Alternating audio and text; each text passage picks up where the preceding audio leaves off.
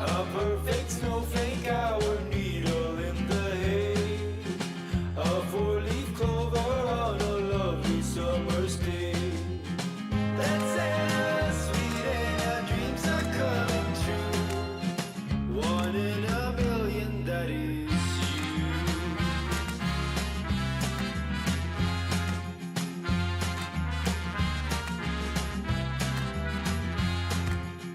A glistening diamond, our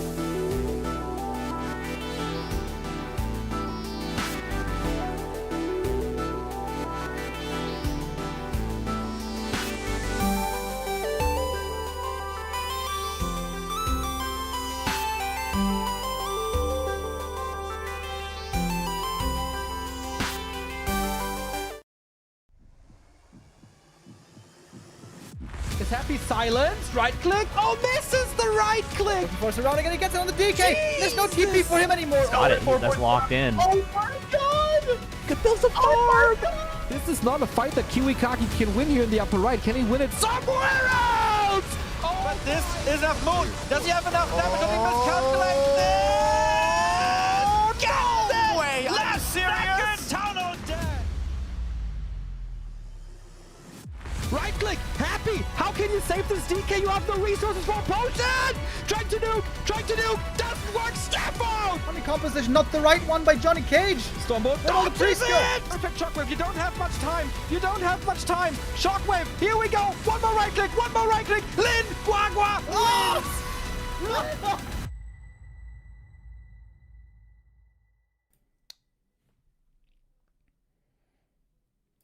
Good day and welcome everybody. How are you guys doing? I hope you're having a great start into the weekend so far. Today we're gonna finalize our 2v2 tournament. Yesterday we started off with 3 matches already when the 4 best teams from the different seasons were playing out for first place. We now have 3 teams in the lower bracket and 1 team, Infi and Fly, in the grand final already. This is what it looks like in the bracket. Colorful and Lin against Moon and Focus will be our first game of the day, followed by the winner against 120 and Zhao KK, followed by the winner of that in the grand final against Infi and Fly. Infi and Fly, the dominators of the 2v2 tournaments. Throughout the monthly seasons, they won every single one of the tournaments, something that not even Happy could manage. Happy lost 1 of the tournaments in the months prior. But yeah, Infi and Fly looking absolutely sensational. 120 and KK seemed to get close yesterday. They got the 2-1 lead, but then ended up losing still in the end. Yeah, we're going to see them later for the first match of the day. It's going to be a bit of a mirror match, I suppose. With Night of Orc against Night of Orc.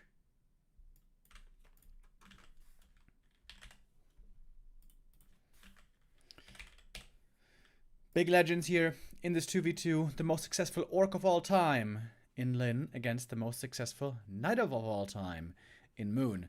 The most successful player, period. Nobody has earned more prize money than Moon throughout their Warcraft 3 professional playing career. I think it's almost $900,000 in prize money. Hold on, we can look that up actually. On Wikipedia, we have that recorded. No, it's 800,000. 800,000. Quite a bit ahead of second place being Lin. Every now and then I check out the earnings. Where... there we can see who got the most. Moon with 800k, Lin with close to 700k. And over the years, there was one player creeping up closer and closer. Happy now in the top 4 most successful undead of all time by a mile. Where's Ted, by the way? Who's Ted? Second most successful undead? No, wait. Second most successful undead is Sweet with 100,000. Wait, is this Lucy? Ah, it's Lucy. Whoa. Second most successful is Lucy. Damn, I didn't know that. No, it's 120. I overlooked 120. Sorry. Okay. Me stupido. Yeah. Anyways, little side tangent. But our first map here is about to be ready. In fact, now it is. And off we shall... What the hell was that? Off we shall go. Map number 1, Shattered Exile here for our first 2v2 of the day. These 2v2s are all gonna be best of 5. We're gonna crown a champion towards the end.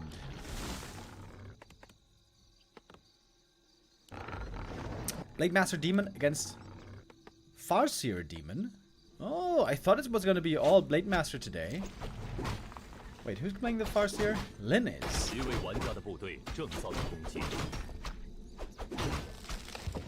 Does it sound okay like this? It seems a bit loud to me. What do you guys think? Should I turn down the in-game sound a bit? Or is this alright?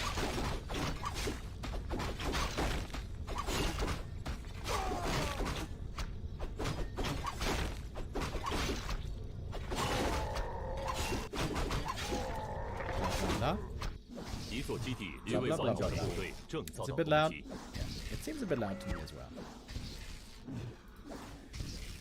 well. Okay. A little bit of creeping here at the start. On this map, when we see humans playing, they will oftentimes be a fast expansion. But here with Orc Night Elf, normally they're sworn enemies. Warring factions and cultures in Kalimdor for centuries. Wait, maybe not centuries. According to Warcraft lore, the orcs only very recently came to Kalimdor, right? When Thrall came over with the Exodus. In current Warcraft lore, how long have orcs been in Durotar? Every now and then I'm impressed with some people in chat knowing all about the lore. I know only the very simple stuff. Everything that happened in Warcraft 3. And the things that happened in the World of Warcraft cinematics. I know that, for example, Sylvanas Windrunner became Lich King at some point, right? And then she broke the Helm of Domination, or whatever it's called. And then she opened the rift to... I almost said the Shadow Realm. What was it called again? The Shadowlands. What exactly the Shadowlands are, I'm not quite sure. I think it's like the afterlife in the Warcraft universe or something like that. Yeah, I don't know too much about lore, to be honest. Alright. Early pause here at the start of the game.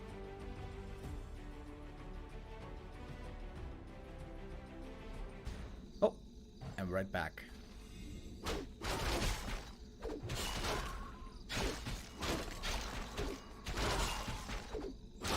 Hey Remo, small request on your YouTube streams. Can you guys put up the brackets for the tournaments you are casting? A lot of times it's confusing because there are so many.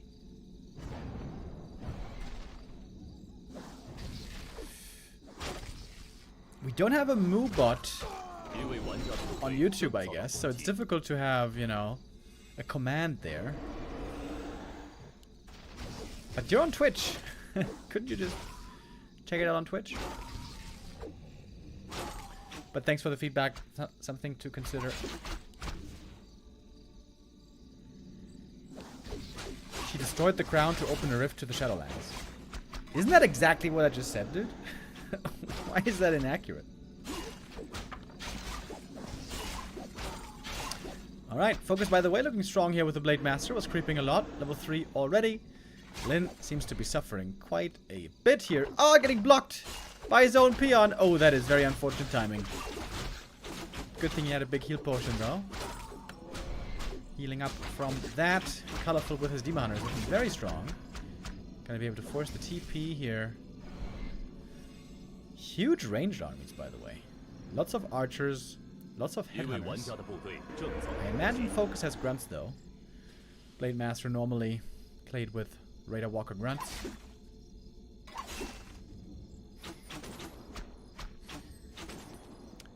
Ah, she wasn't Lich King. Ah, okay.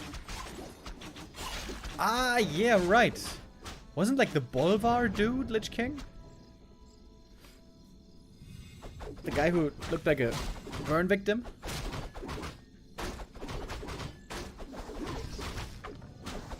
Yeah, I have no idea who that is, but I saw him in a WAL cinematic.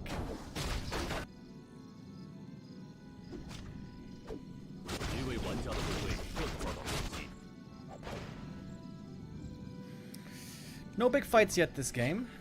Just a bunch of creeping. Big camp now for Focus in the middle, by the way. Lots of experience here. Moon is keeping the two enemy armies busy, while Focus is creeping up heavily in the mid. Big item here, what is it? Ruined Bracers. Oh, that is pretty unlucky. That is not at all helpful here. We get Talons for more magic damage and Fairy Fire. Magic damage, though, won't do anything, right? There's not a single good target for magic damage. 一位玩家的部队正遭 Oh, block again. With the speed scroll here, nicely done. Oh, and that's the kill. Moon loses the first hero. Was fighting alone for a long time, and now here's the punish. Being rezzed at the altar. 2 minutes.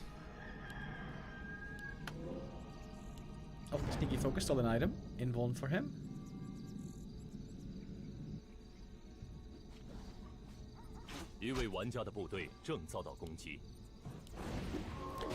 Still seems to be a very even game.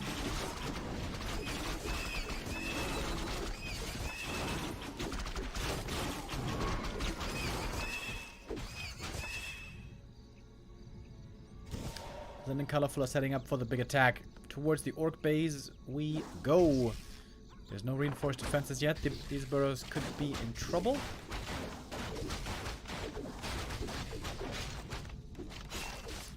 Big Master doing some good damage here, though. Alright. Time for both armies to set up. Even the creeps get involved. It's only a small camp, though. Here we go. Level 2 on the Naga. Front line. Raiders are taking a lot of damage. There's some Wisps as well coming in for the detonates. It seems like Link Colorful have no front line at all. They have one Demon Hunter, and that's it. He's been getting healed, but the Demon Hunter now low HP again. Same for the Blade. He's going for the Invuln. Demon for Colorful doesn't have an Invuln, but he's got plenty of armor, plenty of health. Thanks to these items he found. Oh, nice block on the Blade. Oh, well done by Lin. Getting the next hero kill. That might be game already. This could be a very short game right here. Level 4 Demon Hunter, man, he's looking strong here. Colorful was the first hero. Was creeping a lot at the start. Paying off now.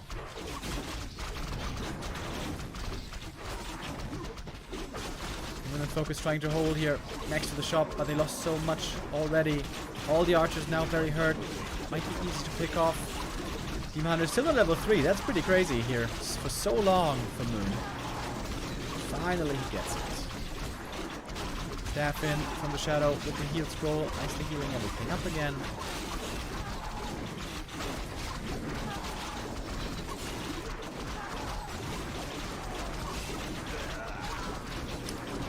Saves the Demon Hunter this time. But the armies have completely disappeared apparently. Towards the end here, Lin still did add a few frontline units. Grunts, Raiders.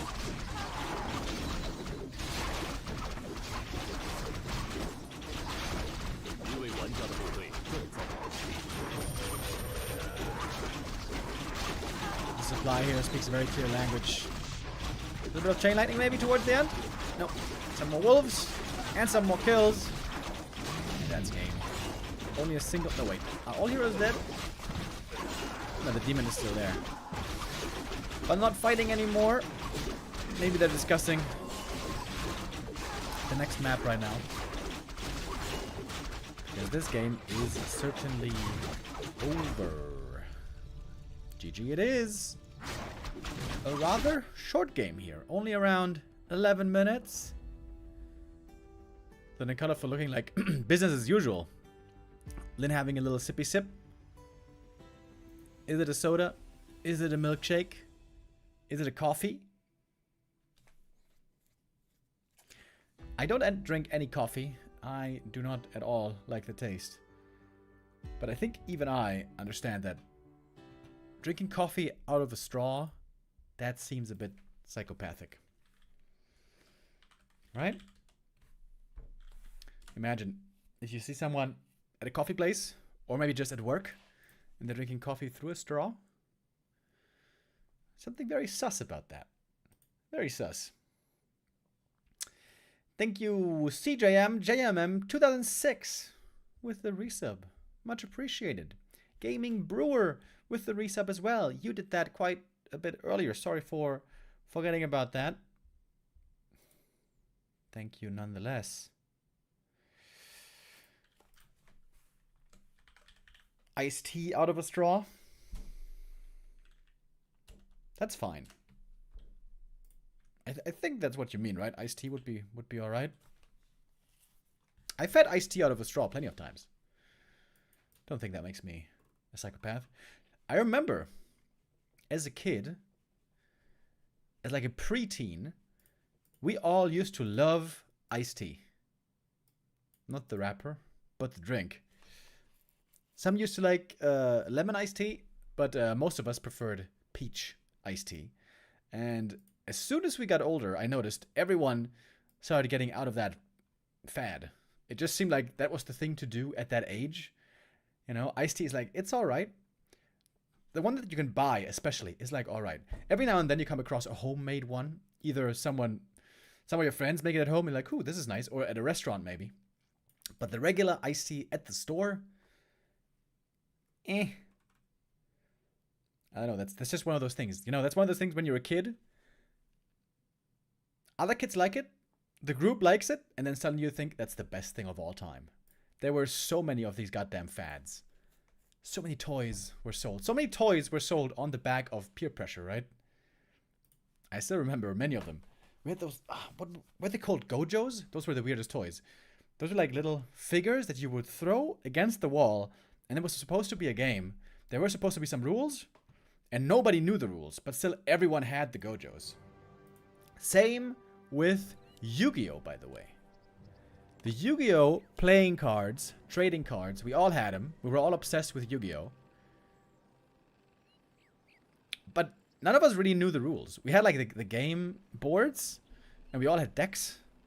But none of us really knew the rules, and we only rarely played. And when we played it quite wrong.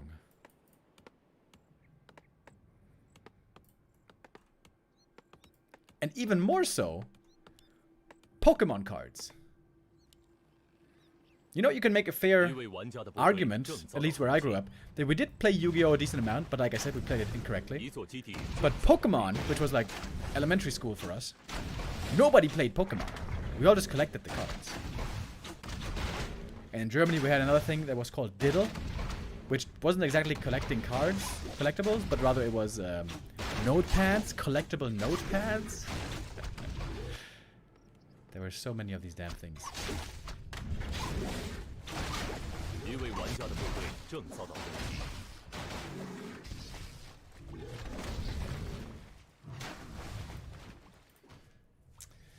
Alright, we have map number 2. This is the pick for Focus and Colorful. Focus and Moon, I mean. And then again, going with the Farseer here. Focus instead with the Blade. Still trusting in the Samurai.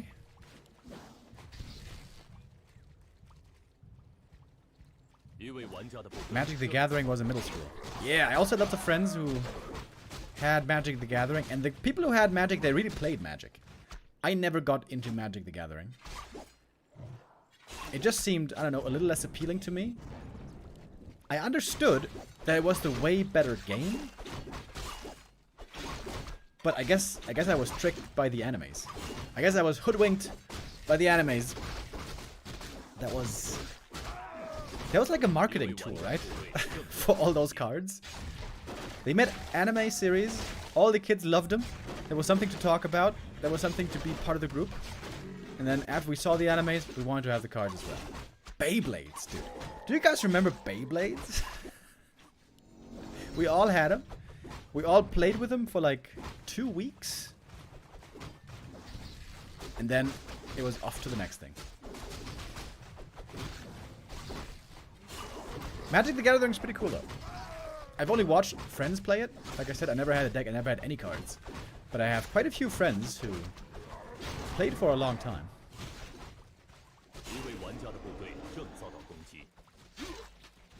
Blade with boots here. Really good at chasing down some of these single headhunters. Oh, Farseer would love to get the last hit with the Chain Lightning. Gets it.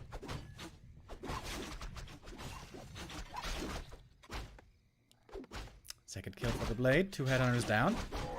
Again, it's a lot of creeping for Colorful, trying to build up a strong Demon Hunter.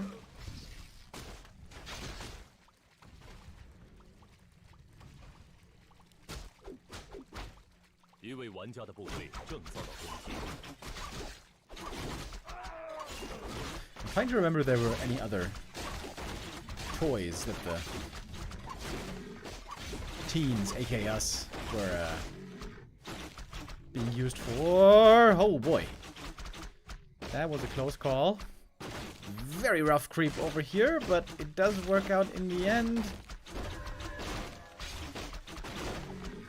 Big experience for the blade. Big item.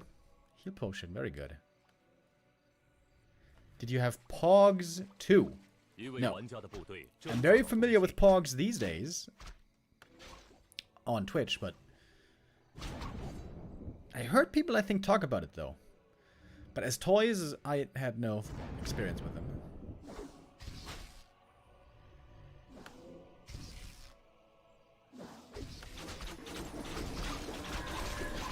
Oh wait, is that those little figurines that I thought were called Gojos? Maybe it's those. Anyways, first big fight. Where the hell are Lin's units, by the way? He's got one headhunter only. This looks like an easy fight for colorful, for Moon and Focus. Lin had like no units. Wait, did he enter that fight with one headhunter? Double level 3 Agi heroes are very strong. This game is looking very good for Moon and Focus. This, of course, is a map where they need to score on. TC second joining now. Seems late to the party. And always a great target for mana burn. Supply-wise, we have a clear lead on Focus and Moon. I wonder if they want to perhaps expand. The shop right there in the middle was really cool, by the way. They could go for heal pots, Clarity Staff.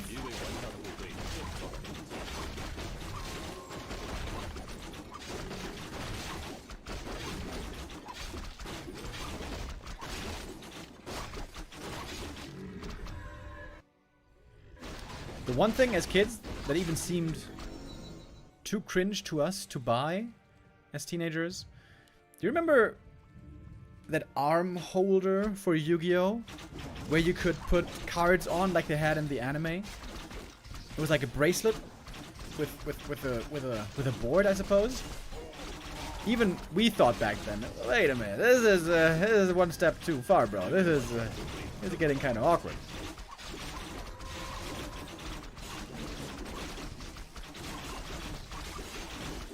Supply-wise, looks like Moon Focus here are far ahead.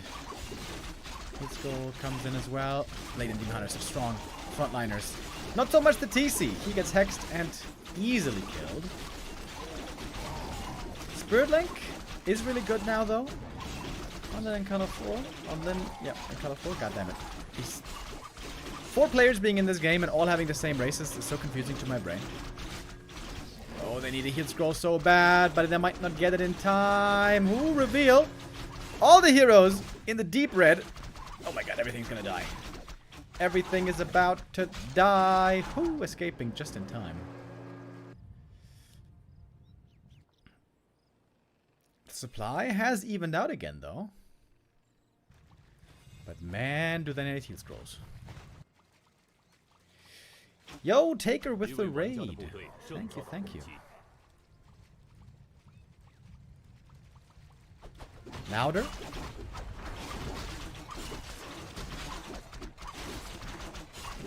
Do you mean I should turn up the mic?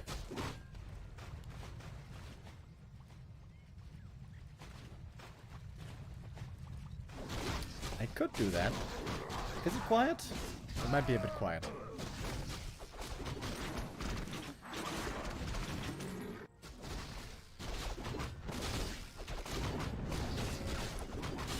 Oh, steal! No, almost.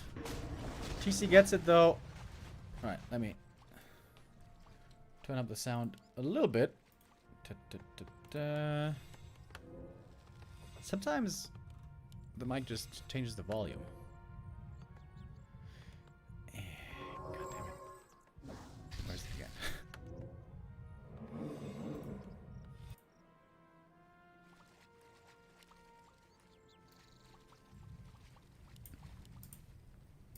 Alright, this should be a bit louder. Next fight about to break out.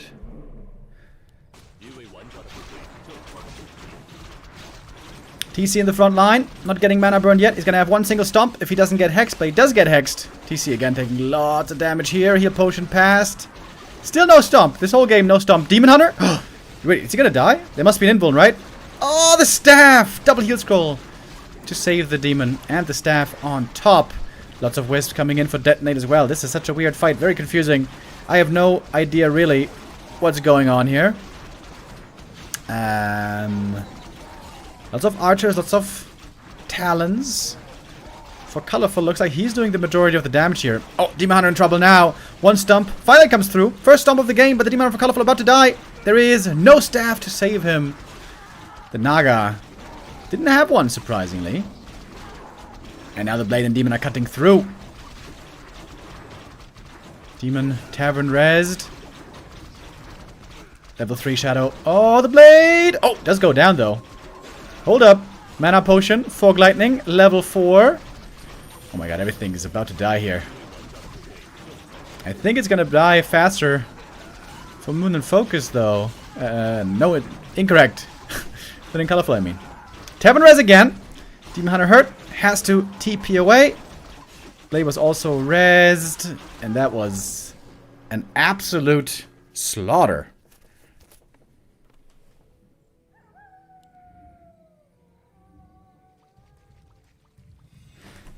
It's a bit too loud now. Alright. Man, this seems very sensitive. Okay, now we're in the middle. I guess this should be a bit better. Yeah. I think it's a little bit loud.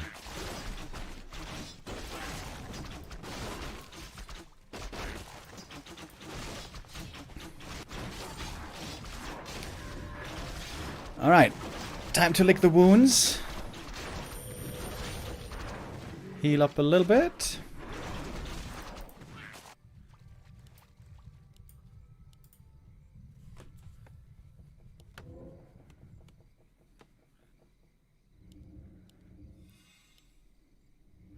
What are the hero levels saying? 4-3, 4-3 against 4-3, 4-3. Alright, we're pretty even as far as that goes.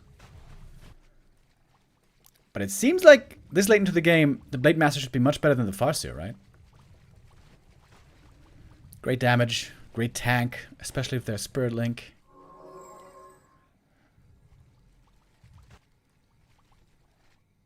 Invis TC needed. Ooh, that's a good idea, actually. By Mr. Kim Friend Triple O. Yeah, I think you're right on the money. Invis TC could be amazing. Supply-wise, we're quite even.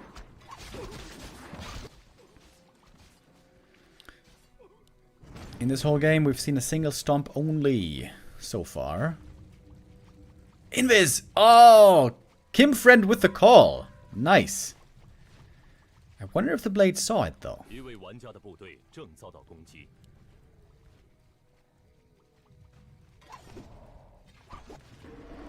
If Colorful can manage to burn the enemy Demon Hunter, then there might be enough mana for more stomps. But there's a lot of mana on Moon. Heal scrolls being picked up. Invulns as well. Wait. There's actually no invulns on Colorful and Lin. That seems like a problem.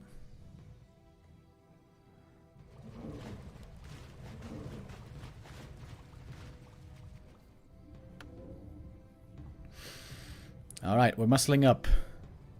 Big fight about to break out. Supply is dead even. But the Blade Master is the X factor here. Oh, Demon Hunter! Caught at the shop! Oh no! Oh, that is so bad. Perfect stomp waiting. Oh my god! Oh, that catch is absolutely devastating. There might be a second stomp as well, but now Focus is also arriving. Blade Master, remember, can do great damage! Oh my god, these two stomps were absolutely insane, however. Blade hurt already. Oh, that was a nasty catch. Also a catch on the Farseer, though. If they force him to TP here, the fight is saved. Mostly, Farseer about to die, and he falls! Farseer is dead. Lin doesn't have the money for the Tavern res. One hero down who had heal potion and mana potion, by the way. Huge kill. Now the opportunity to turn this fight in their favor. They lost quite a bit, especially of the Orc army already, though. Blade hurt as well. Has to go for the invuln. TC fairly hurt as well. And the Demoner for Colorful looking to be in trouble for Moon. I mean, goddammit. Great kill on the Farseer. But they lost a lot of army. Man, that Demon Hunter catch. And the stomps. The Invis stomps, baby. 90 seconds on the clock for the Farseer. There's a staff ready. Mana potion, heal wave. The heal wave here is absolutely amazing. No TC in the fight right now, by the way. Not even providing the aura. I think now he's joining in the back. Demon Hunter getting focused next. Heal wave again. Lynn and Colorful are pressing forward, though, into the Night Elf main base. There might be some Moon Juice here to help him out, though. Demon Hunter is very healthy again and full mana. Colorful staffing out his first hero demon.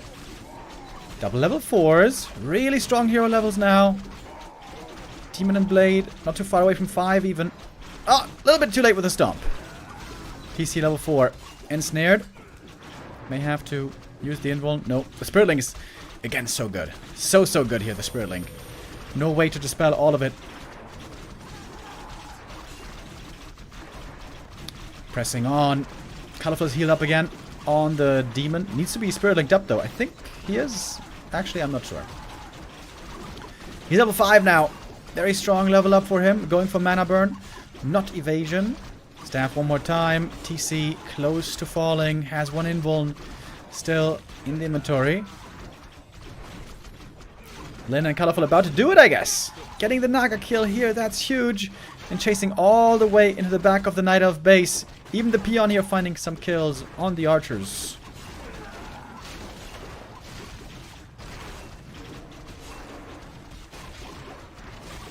Oh, hero kill now on the TC though, thanks to the Hex. But the Blade is stranded, surrounded by peons. Oh, the staff passed. That was kind of sick. But the Shadow is dead. Only Blade and Demon left. Demon Hunter for Moon is level 5, but he is very stranded back here. But with the staff, oh, he actually gets away. Nice. But Moon's main base will not stand for much longer. There goes the tree. Farseer has returned. And the game is over. GG. And the 2-0 lead for Lynn and Colorful. Taking a sip again from the milkshake slash soda slash coffee.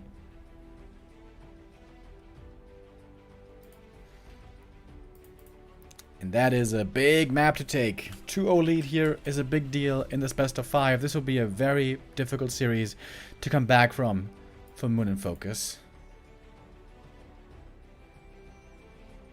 They would have to win 3 in a row now.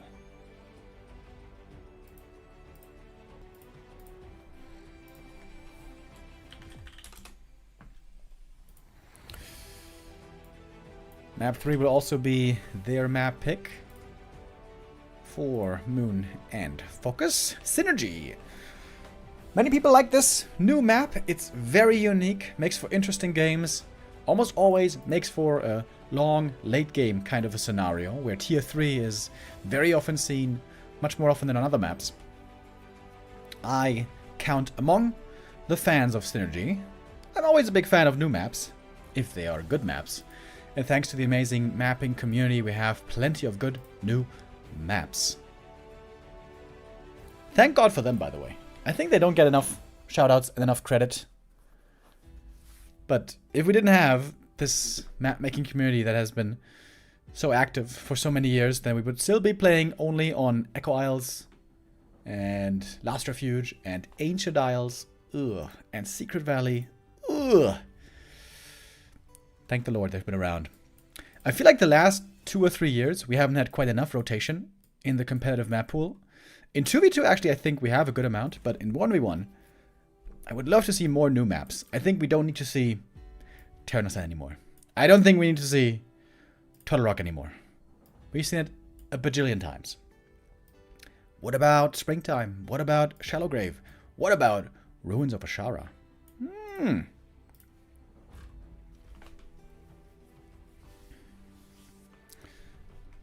There is still innovation to be found. Innovation perhaps now also must be found by Moon and Focus. So far, their games aren't working out. It was close games, though. It was close games, not like they were getting stomped out, to be fair. Especially game number 2 looked really good there for a while. But that catch on the Demon was such a big deal. Lemez with the resub. We need more maps for Pally rifles. Amen, brother. Amen. Yeah, I think Amazonia was a really good map for Pally rifles, right? I didn't mention Amazonia before, but thank sweet Jesus that Amazonia is gone. Hopefully forever. Man, I hated that map. Such a boring, stupid map. I hope that I'm not jinxing anything here. In before next month the tournament is announced, where AZ is back. Hopefully not. Hollow Man CFC with the resub as well. Thank you, thank you. Okay. Map number 3. This could be the last one. Whoops, that was the wrong button. This could be the last one of the day already. If Colorful and Lin can succeed here again. Micro Jordan with the resub as well. Says shout out to my man Remo Demo. Yo. Thanks for the shout out, bro. Right back at ya.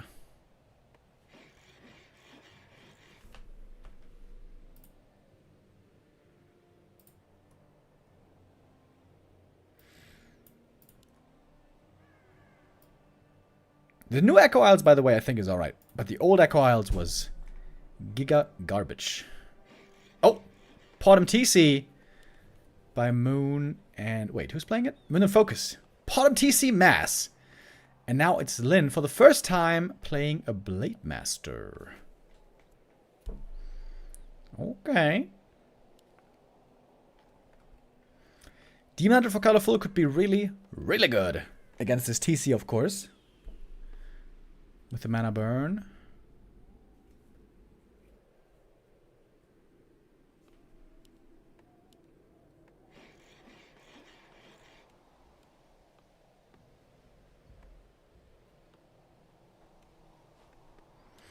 You know what we never see in 2v2? When Human Orc play together, wouldn't Invis Sork on TC be pretty sick? Mostly when it's Human Orc, though, I guess they play Farseer or Shadowhunter, right? Because Shadowhunter being backed up by Brilliance Aura and Siphon is really, really, really good. We are going to see a Human Orc combo later on today. The grand finalists. The repeat champs. Infi and Fly are, of course, that combo.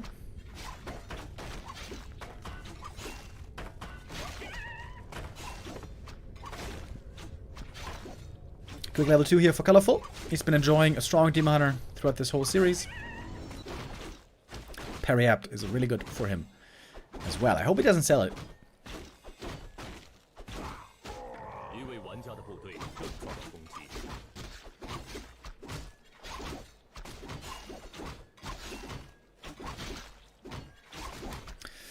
A lot of creeping here at the beginning. Not too quickly moving to the shops. We've seen how important these shops in the center can be. There's also Rune of the Watcher there to give you permanent vision that can never be taken away. Well, Blade now trying to take it, but the Podem is here, making things pretty difficult.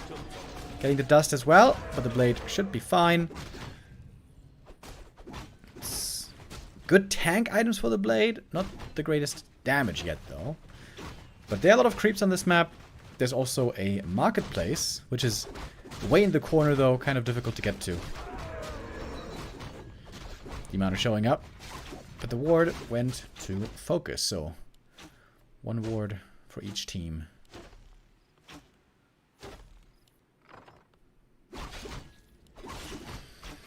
Colorful again, creeping very, very well. He's done that outstandingly this whole series. About to get level 3 here very early, 4 minutes in. Archers are in a bit of trouble here, though. We'll have to see the ring given over to the demon. Demon loves rings.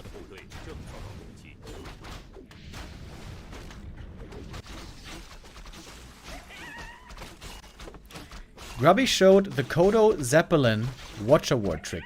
Amazing.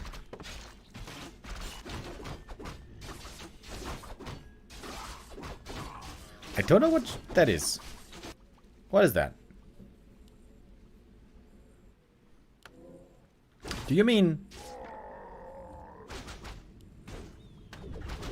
What do you mean?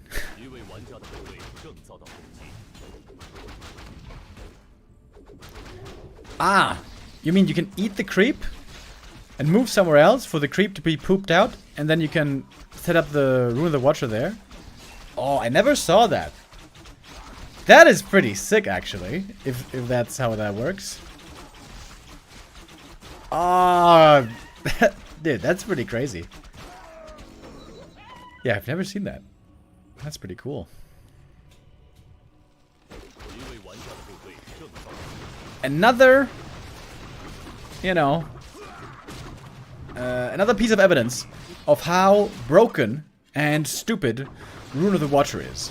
I was lobbying hard for Rune of the Watcher to be removed from Turtle Rock. It was so broken. And finally it was, thankfully. Lin going for mirror image, by the way. I like that quite a bit. It's gonna provide some additional good front line. Wait, there's a rune right there. What is that rune again? Show me. Didn't show me. Oh, that is just a mirror image. Real Blade is in the back. Wait, does he have a TP? Oh, he doesn't have a TP. Blade Master might be stuck back here. There's no Windwalk, of course. Wait, there is Windwalk? There is Windwalk. Whoa, he's not playing crit.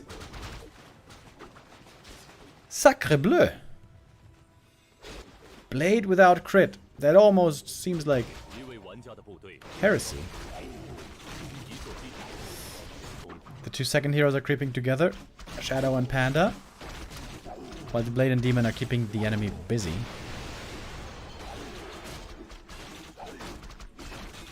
Tier 3 for focus, of course. Trying to get to Berserkers and get lots of experience on this TC.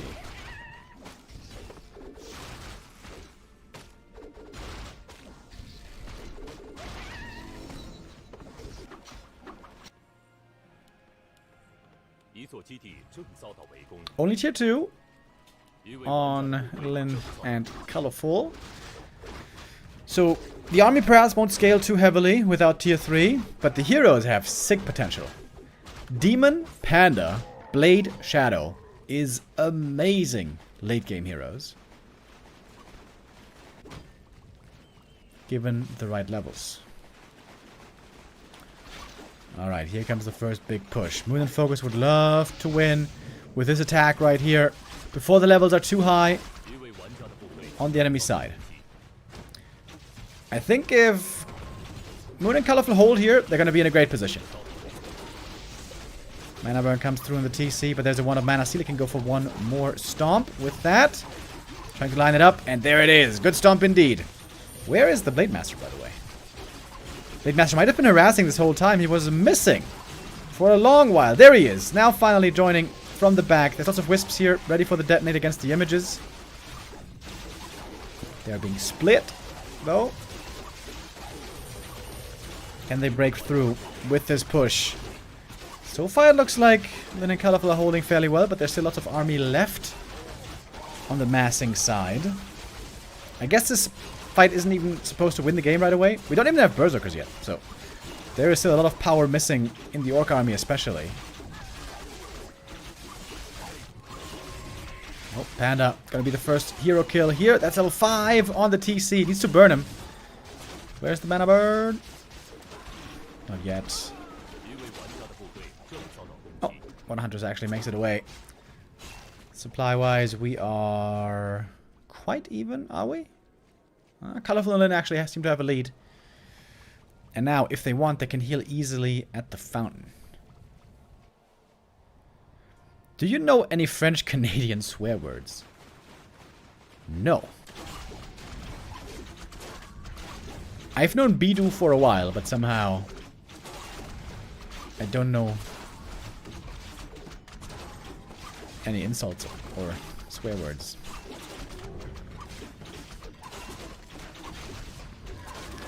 Shadow on level 3 will be a huge level up. I don't know if this is quite enough, this camp, but he's going to get very close at least. The red camps are still available. Lots of experience and big item there also available.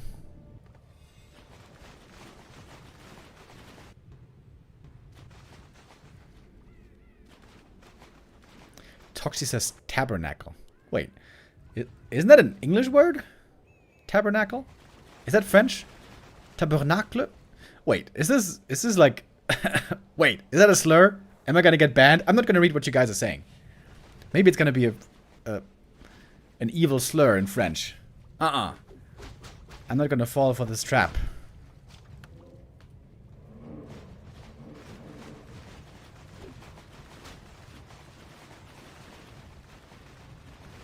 Too late. Banned. Dude, that would be the saddest way to go. Okay. Now we got Moon and Focus at full strength, I think. TC level 5. Mana burn. A bit late. Hex on the Demon Hunter, trying to prevent the burn here for as long as possible. There's no mirror images. This looks like a good fight for the TC Podem combo. We also have a Shadow Hunter now. One more stomp. Big stun, of course, from the level 3. The Panda, though, is working out fairly well so far. Staff is there to save the Demon Hunter. One more stomp comes through. There might be another one, even. Heal ward. Oh my god, the heal ward in the back. Oh my god, the heal ward is so sick. Didn't get cancelled for a while, but I think now the Podem finally took it out. Now we have some mirror images again. Not that many wisps here for the detonate. Mirror images providing some front line, but actually getting taken out fairly quickly. TC, though, now fully out of mana. Doesn't have a potion anymore. Getting hexed as well. Windwalk coming through. Backstab and kill! Panda level 3, Demon level 4. And I think that'll do it. A very strong showing by Colorful and Lin here. 3-0 on the menu. The timing push was not good enough. Good defensive setup by the Blade Demon combo. Nice harass, good creeping. Strong second heroes.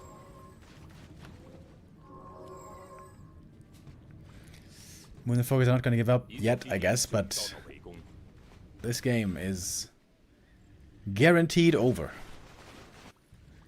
Demon and Blade at 4, Panda and Shadow 3. That is just too strong.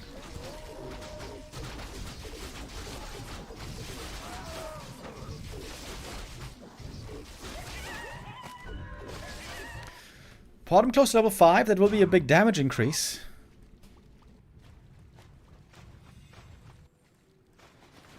But 4 heroes are better than 3 heroes, especially if the Shadow Hunter for Focus is only level 1.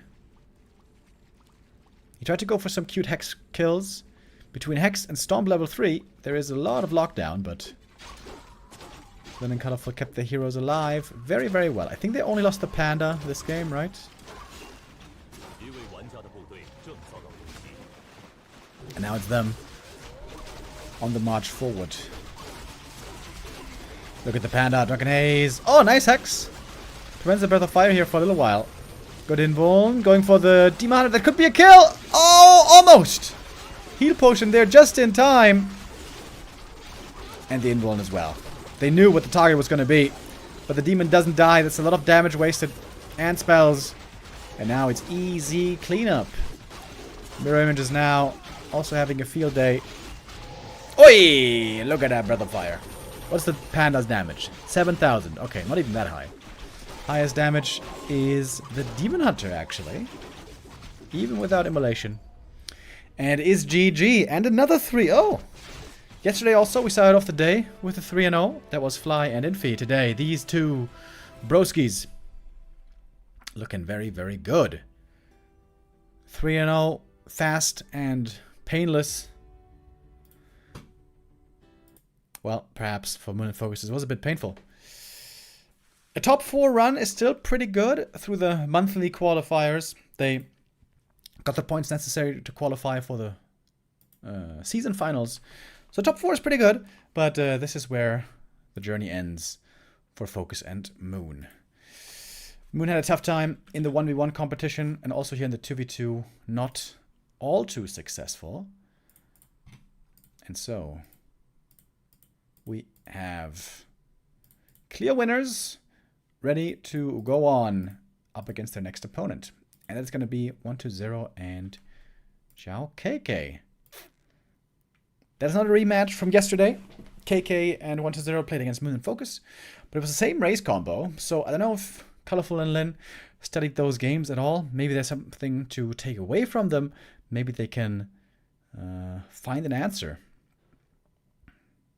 to what the opponent was playing. We saw a lot of TC. KK yesterday was playing a ton of TC first. TC with move speed aura, DK with move speed aura. It was a very speedy affair when the two played together. And we'll see what is waiting for us here in the next game. It's going to take the players a while here. Take a little break, get the next match set up. So we're also going to go head into a break and then come back with the next match in a little bit. Man, this lower third overlay looks a bit weird, but what do you do? Yeah, 1-0, Zhao KK versus Lin and Colorful coming up next after this.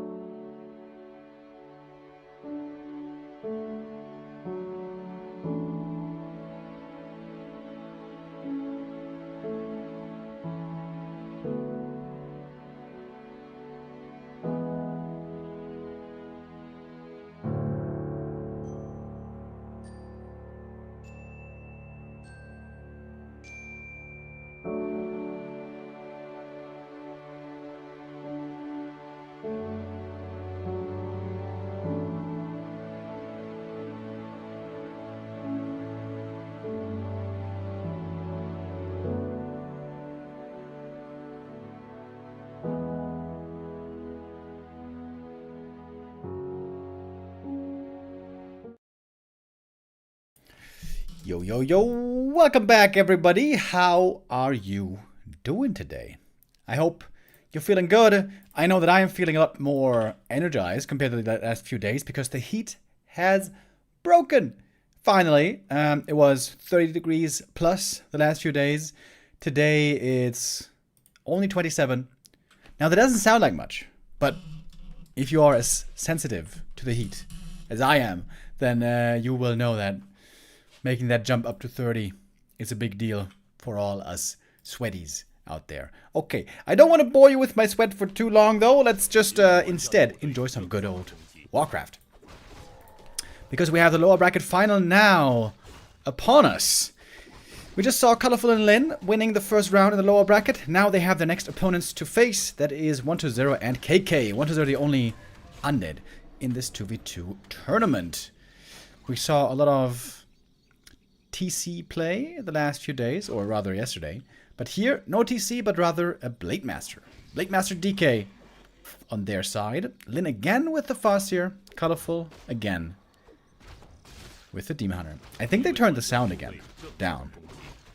It seems a lot more quiet than before. I'm about to turn it up. Just gonna do the Gamba first. I know you addicts need your Gamba. Okay, we gotta turn this up a bit. That should be okay.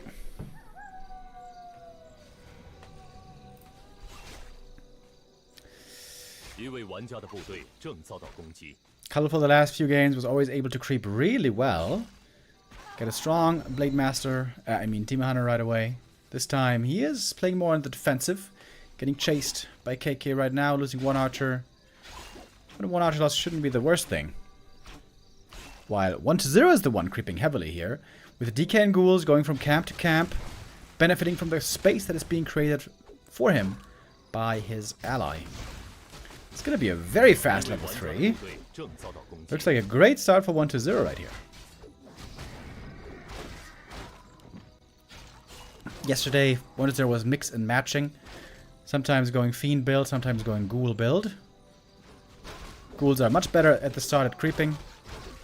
But they can fall off heavily later on, especially against AoE. Oh, that level 2 coil. It's really strong now, though. Oh, nice deny.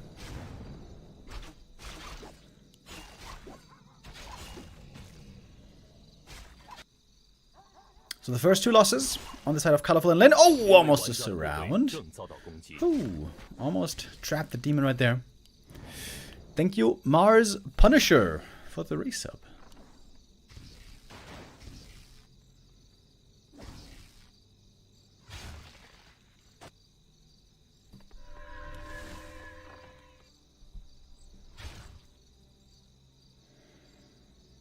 Tier 2, a little bit faster on Colorful and Lin's side, but better creeping, better levels, at least by a little bit, on 1-0 and KK.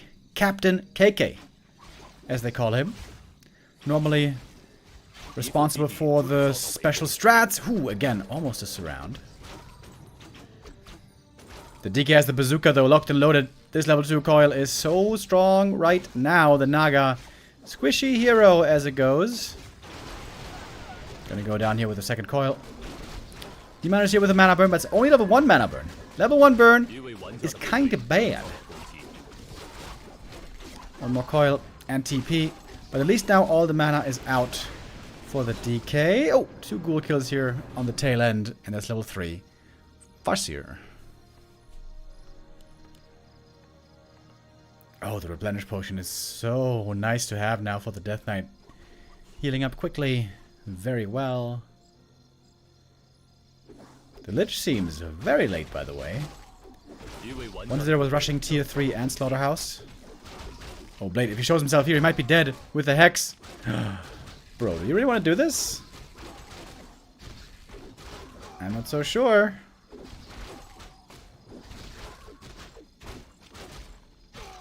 Oh, he does. Alright, no punish though.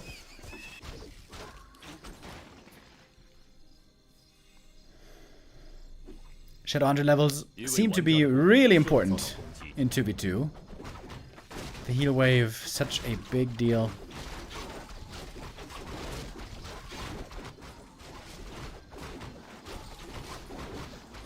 DK level 3.4 already. I criticized 1-0 a bit yesterday for his creeping. He was quite slow a couple of times. Oh, the assassin survives. It's kind of an important unit, lots of damage. Oh, Sobi Mask. Hallelujah. That is absolutely amazing for this Shadow. Oh, Blade getting blocked. Speed scroll. Woo. Oh my god, 8 HP. Just barely getting away.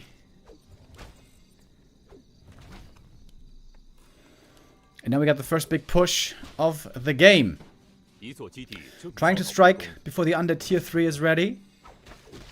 Wait, we have another Acolyte coming. Is he trying to expand? That would be insane. I think he cancelled it. One burrow goes down. KK supply blocked already. 1-0's army is small. Doesn't have Frenzy yet. Doesn't have Destroyer form yet. Oh, I think they're fighting a bit too early here, aren't they?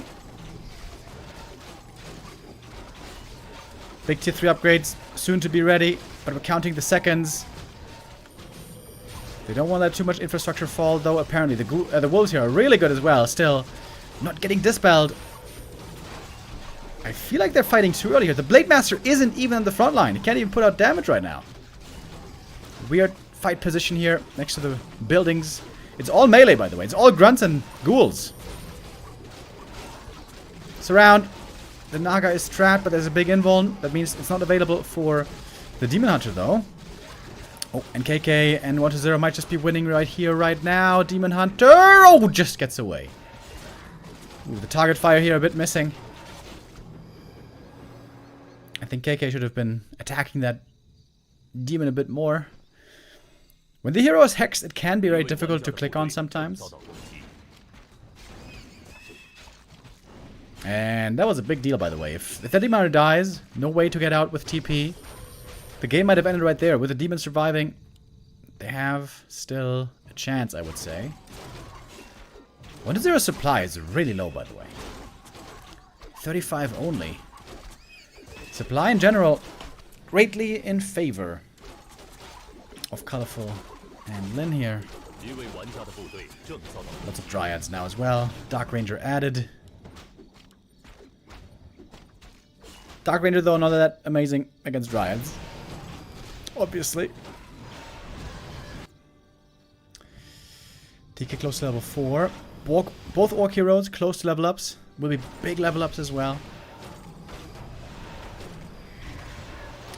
Finally, we got the first destroyer of the game. Could be really strong, but of course there will be Ensnare against it. At least there should be.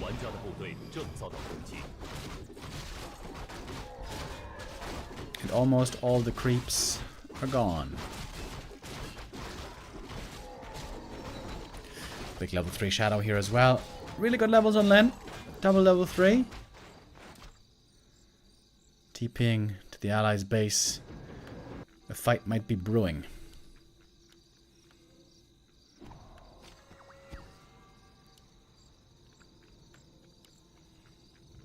Oh, 1-0 might be getting caught here with his DK and Fiend. Oh, no, not quite.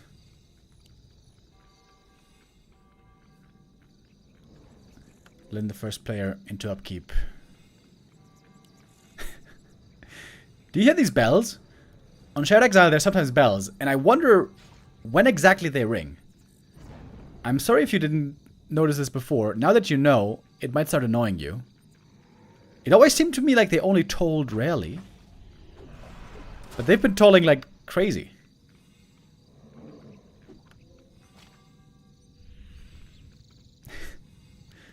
You can turn that off in the sounds. There's like ambient sounds or whatever. And if you turn that off, then you don't hear the bells.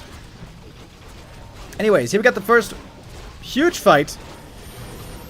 Nova is ready, taking out raiders here. The Orc army has a tough time staying alive against the Undead army. It might be indeed impossible. Front line for KK seems to be holding for quite a long time fairly well.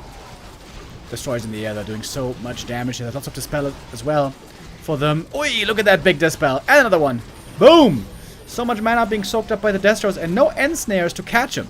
Now there's one finally. You need to take out these destroyers. They are very scary. And one should be falling. One indeed does go down. The Dryad's now far up front. The Fiends can do a lot of damage to them right away. Farseer level 4. Silence on the backline. Heroes. Wait, is there no abolish? No, there should be. Blade taking lots of damage as well, but there was a heal potion to keep him alive. Mana is low across the board. Basically, no one has any spells left to be used. Lich for 1-0, almost going down. The statue block, trying to save him. The frost armor. Oh, invuln. Chase for more. Lich has invuln as well, though. The mana with the heal scroll, trying to keep the fight going. Trying to win this engagement. Good heal wave. That was the last one for a long time. Hex a little bit too late to prevent the staff. But I guess 1-0 is successful here with his ally KK. Spirit Link we saw how good it could be earlier in the previous 2v2. But against destroyers, it backfires very often. I think we saw that here. And snare on the Demon Hunter. And snare on the Destroyer. That's the last Destro, by the way. Big kill if they can get it. And get it they will. Wolves summoned right away. New Destroyer, though, up in the air. Kodo Beast also taken out. That's a big kill. But again, an Ensnare. I think the Destros for 1-0 are a little bit too deep. Too far in a little bit. Staff again. Destroyer gone. Good fight recovery now, I think. Karloff and Lin doing a good job, but of course more statues are always being made. More Destros can always be morphed. Level 4 now on the Blade Master. Blade for KK here doesn't have the best items. DK getting slowed heavily.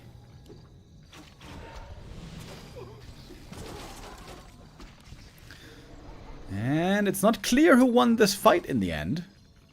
Supply-wise, we have a bit of a lead on KK and 1-0. Ooh, the levels are looking amazing, though. 1-0 about to be on 4-3-3. Kind of close to 5-3-3. 一位玩家的部队正遭到攻击。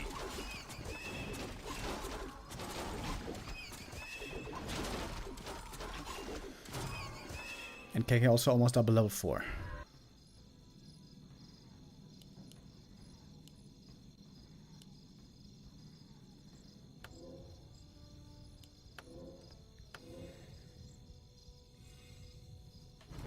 We're healing up, regenerating mana,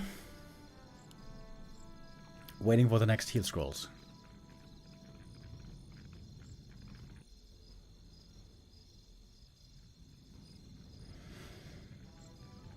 KK, I think, made the right call here, not going for any walkers, by the way. Spirit Link will just get dispelled by the Dryads. Just all frontline with Kodos. No, not with Kodos, with Raiders and Grunts. And he also has one Kodo. Supply is low for KK though, only 40. Same for Lin as well, only at 40. Supply now indeed very, very even. Blade trying to steal something from the shop. Oh, he's revealed! Or rather, Invis ended, going for the Tome of Retraining. I guess he wants to go into Mirror Image. He's got no mana though.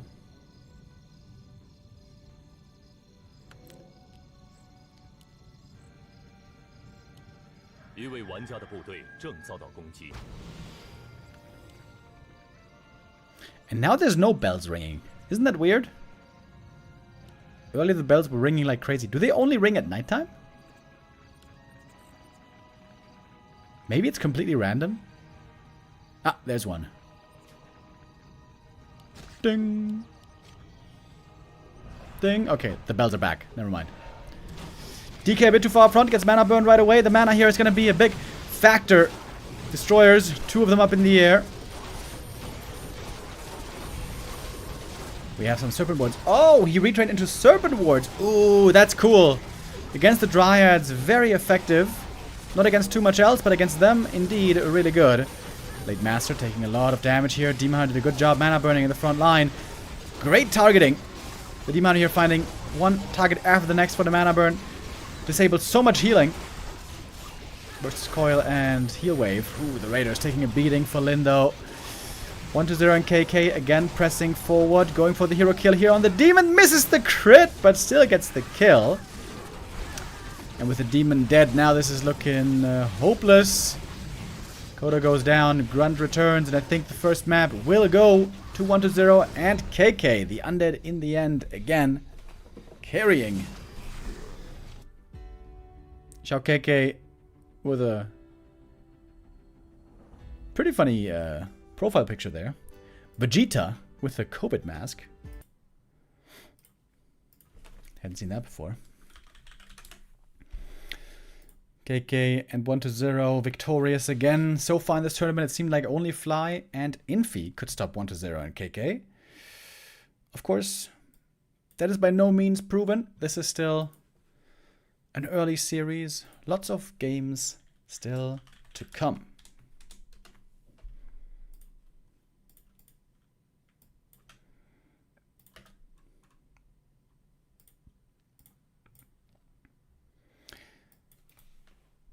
Happy featuring Starbuck when? Do you mean Happy and Starbuck in a 2v2? I don't think that they ever played 2v2 together. Starbuck played with Pato and Leon, and Happy played with 40. But Happy's 2v2 career not as successful remotely as his 1v1 career.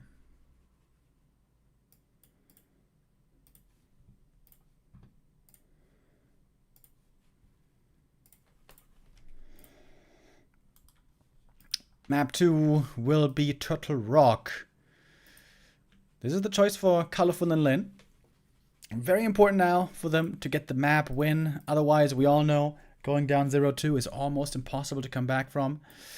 I've seen plenty of games, though, of 1-0 and KK here, and they look fairly confident on this map.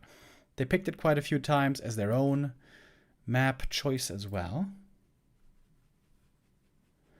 No mention of Krav, feels bad. True, I forgot about Krav. But I shall mention him now. Krav, great guy, that also played lots of 2v2s with Mr. Starbucky.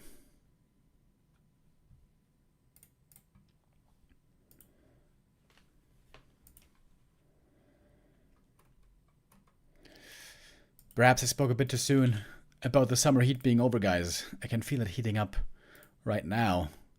The lighting is doing its part.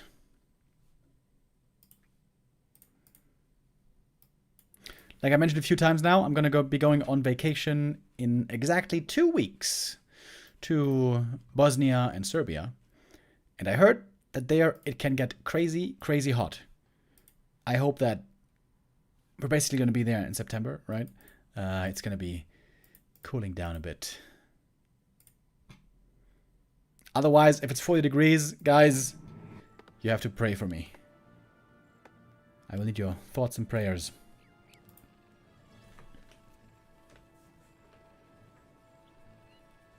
Prep for 40 degrees? Jerko, don't say that, bro. Don't say that. That makes me nervous.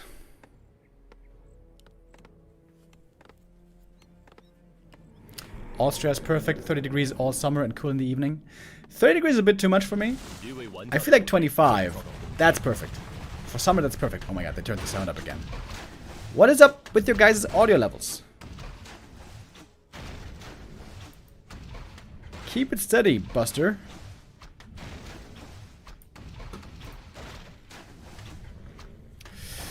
Where are you going in Serbia? Are you down for a drink? I'm gonna be in Belgrade for 2 nights. And then we're going to Bosnia for a wedding.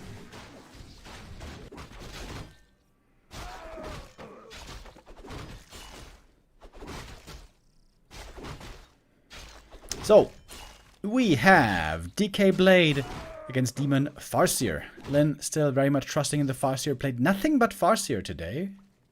Wait, in one game he played Blade, right? In that Synergy game he played Blade. Other than that though, it's been all Farseer. Ghoul opening again by 1-0. Good for creeping at the start. Might fall off a bit later. As we have 0 harassing, just pure creeping. Everyone getting level 2 here.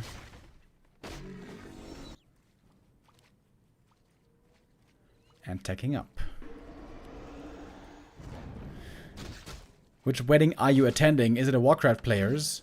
And no, that was last year. Last year I was at a wedding in Greece of the Warcraft player Vancor, who's a really cool guy. That was also in September. Now this year it's my girlfriend's sister getting married.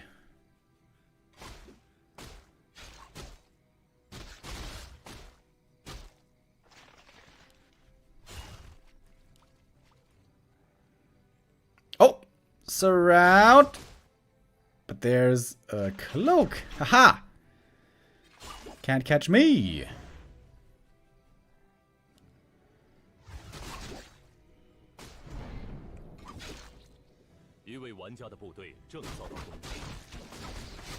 Oh, nice creep jack here. KK getting caught at the shop with the headhunters here. There's no way he can go through with this. Good awareness by Lin. A bit of a 1v1 right now. The two orcs against each other and 1-0 versus Colorful.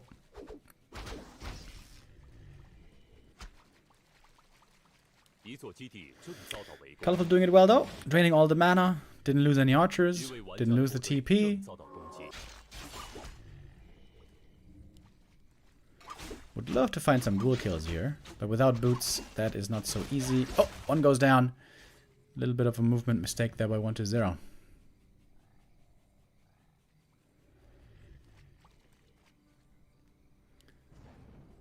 How does Vancor live? He lives pretty well. He's got like a vacation house in Halkidiki. I don't think it would be proper for me though to, you know, give you too many details about his private life. I don't think that's something that is at my liberty.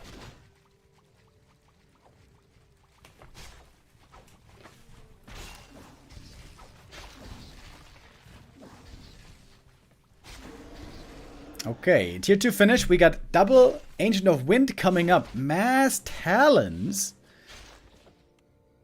Ooh, that seems risky against Undead. Destroyers can be very, very good against Talons indeed.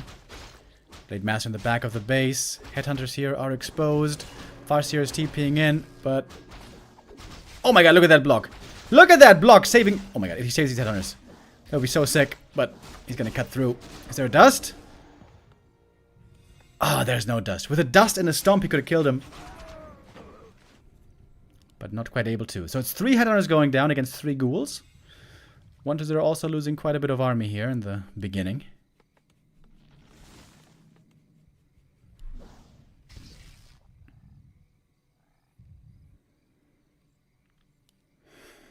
Tier 3, of course, is on the way. No tier 3 for Colorful. It's going to be tier 2 Talons only with the Fairy Fire. Very good damage also against grunts. That I guess may be the main purpose. Also great to Fairy Fire the Blade Master.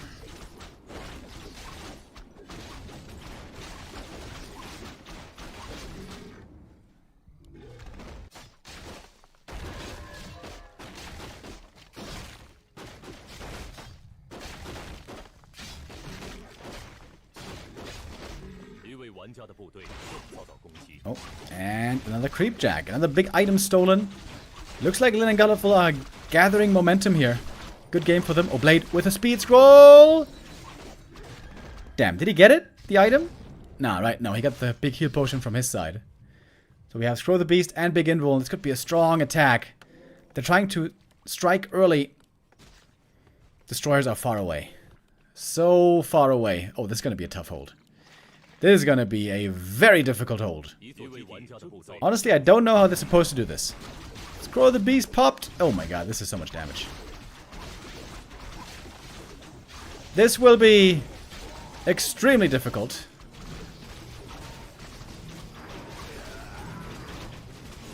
Demon Hunter kind of caught in the back of the base, but fighting his way out.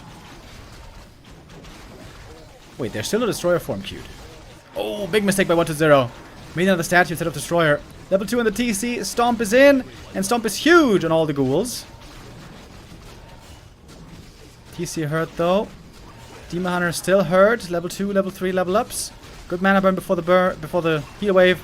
TC trying to survive. Good Stomp again. Coil flies. Still alive. Windwalk though gets the kill. How the hell are they holding this so convincingly? There was no frenzy for the longest time. Well, it's not over yet though. Blade dies. 3 heroes now on the bench. Oh, Lin has no heroes left. Farseer also died somehow.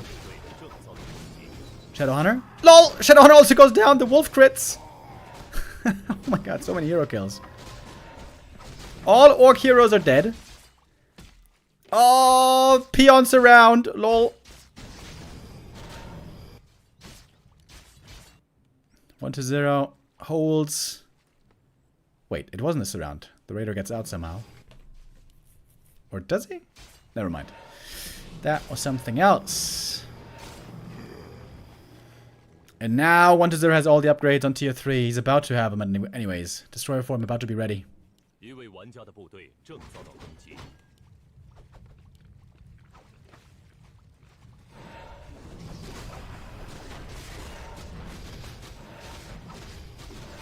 Big red camp. 1-0 looking good now. Item for him. Claws plus 12. Ooh, baby. Some much needed bonus damage on the Lich who was naked before. Getting close to level 3. This could be an insanely good game for a Dark Ranger, by the way. Dark Ranger not that amazing against Dryads, of course, but against Talons. Oh, baby. Level 3 on the Lich. Shadowhunter also almost level 3.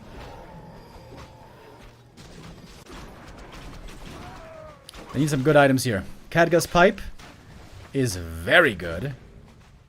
Especially if you go Talons, but I guess Talon production has ceased.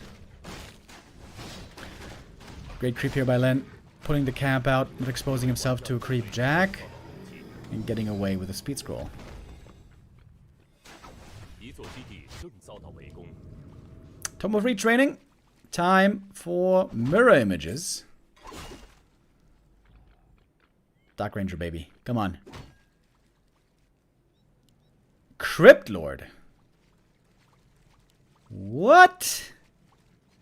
Against Demon Hunter? Ooh, that looks like a mistake to me, I gotta say.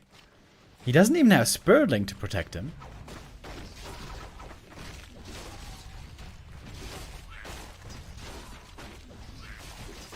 Recently I thought that I probably should criticize players less. I think I've been overly critical lately, but I gotta say, that looks weird. Dark Ranger would be such a safe, good pick here. Especially against the Archer army. Bro, especially against the Archer army. It's gonna be hard to make him work well. Cryptlord is the best target for mana burn because Cryptlord is extremely mana starved. But let's see.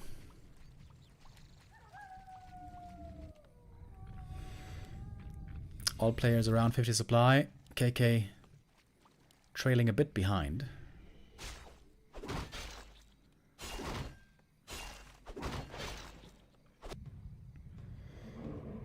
Heat scrolls, invulns, heal pots, mana pots.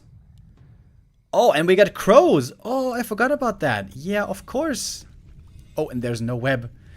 1-0 isn't considering crows either. Oh my god, his destroyers are gonna get owned so hard.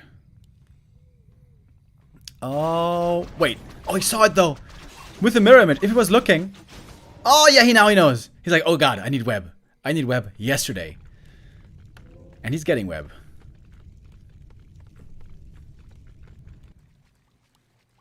Mark of the Talon being researched. That's a rare upgrade. That makes it so that crows in the air can also use Fairy Fire.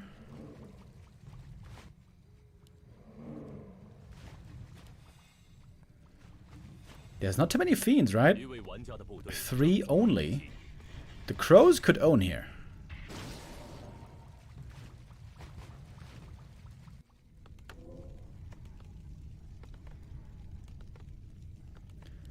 Calm before the storm.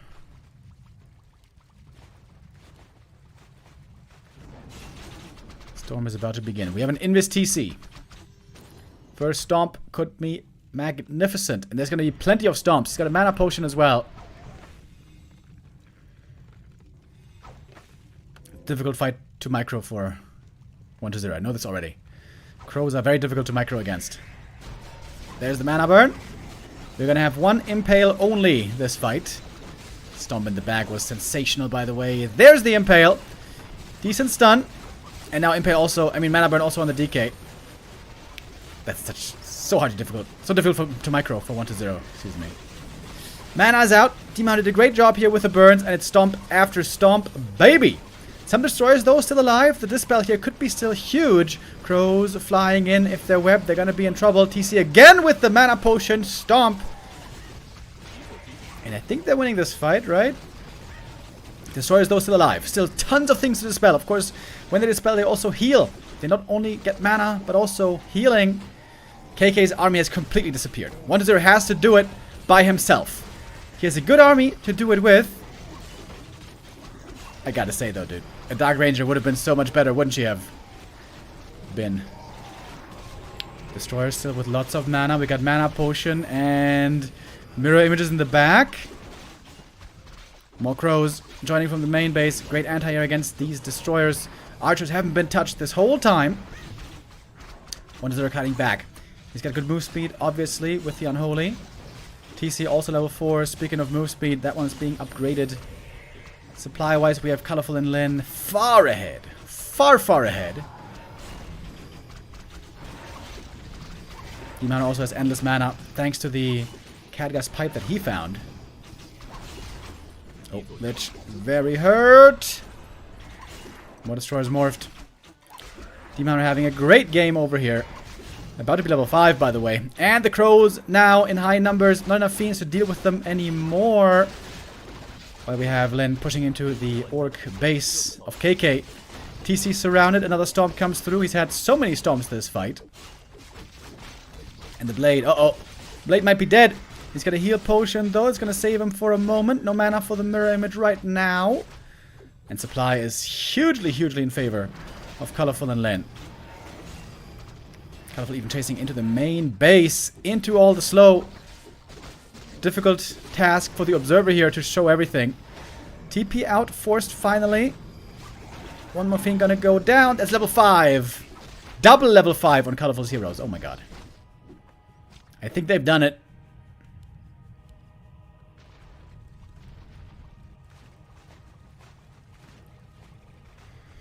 Yeah, I gotta say, I think the cripple was a terrible idea. Not just bad, but terrible, I'm afraid. He wasn't even a good tank. On level 1, he's not a good tank. Now he's level 2 at least. But imagine if he had had a Dark Ranger. If he had gotten skellies from getting kills. But these talents were a great idea, dude. Fighting on the ground earlier and using Fairy Fire against the grunts and stuff. Ripping through KK's army. And once there's destroyers, you can just morph them into crows. And boom, you got a great anti-air.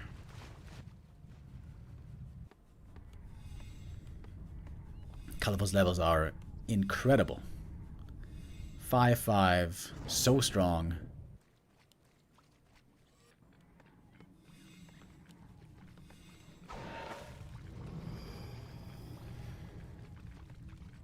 KK is far, far behind.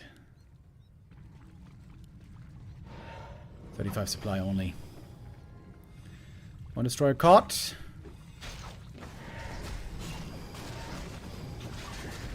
Where's the mana burn? Minus 150. Dirty! Dirty minus 150. DK out of mana right away. Impale fast before you get burned. Stomp. Mana burn. Lich out of mana as well. Cryptlord dead. It pains me to see the Cryptlord here so utterly destroyed. Cryptlord is my favorite hero, but this was not the game for him. No, sir. Yeah, very weird, honestly. Every undead normally knows that if the Night Elf doesn't play Dryads, then Dark Ranger is really good.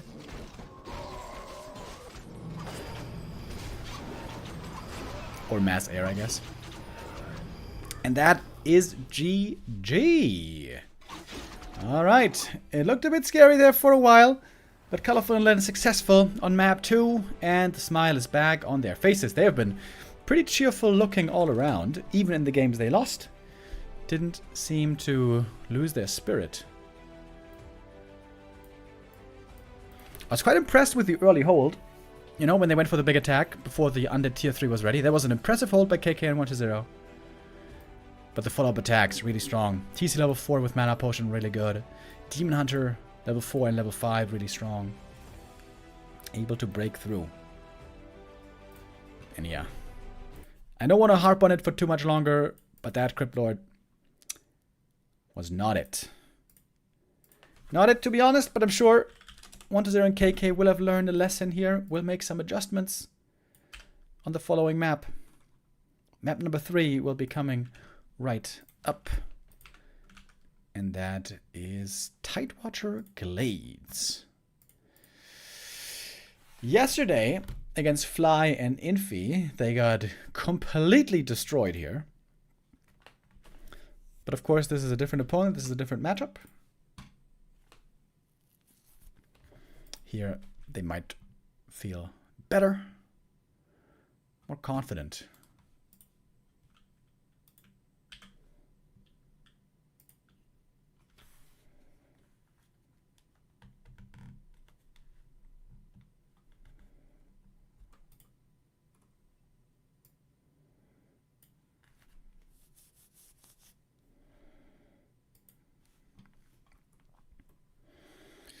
Mass Archer Dot's so powerful, says Slardar XT.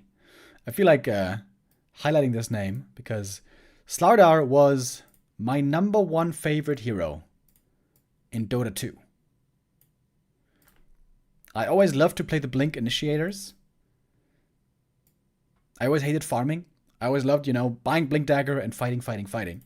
That's why Slardar and Puck and Tourney, what's it called? Centaur, and also Clockwork were by far my favorite heroes. Oh, and Axe, of course. And Axe. But yeah, Slardar, #1.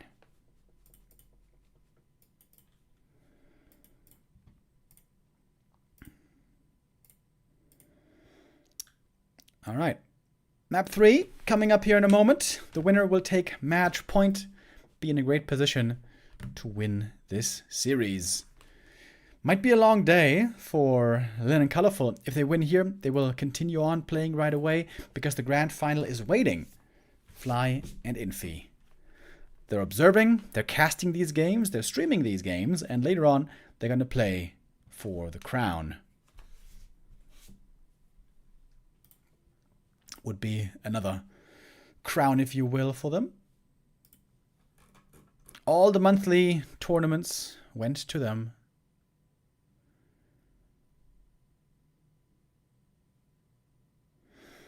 We didn't have 2v2s last year, right? Oh, wait, did we?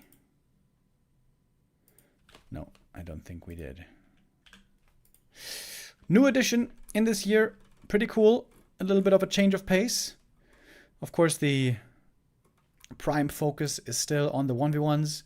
We only have 2 days of 2v2 action here in the summer finals. But 1v1s a lot more. Where tomorrow, by the way, the playoffs will begin. Let's begin map number 3.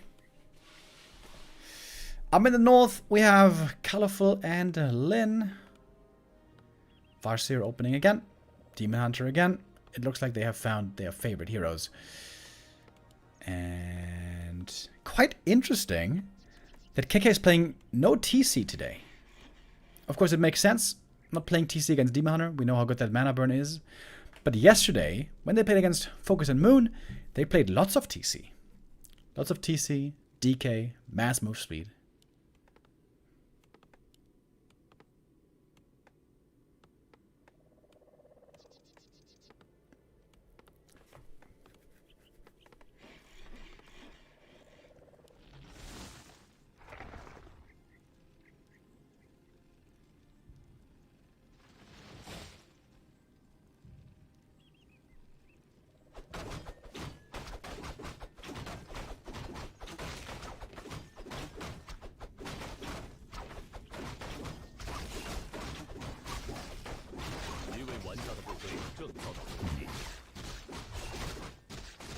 When is the Dota tournament, by the way? The international.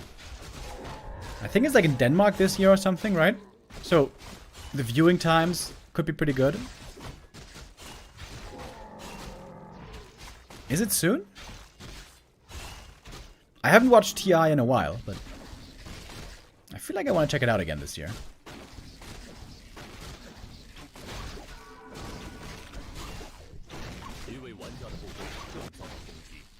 Lots of creeping again at the start here. Everyone looking for their level 2.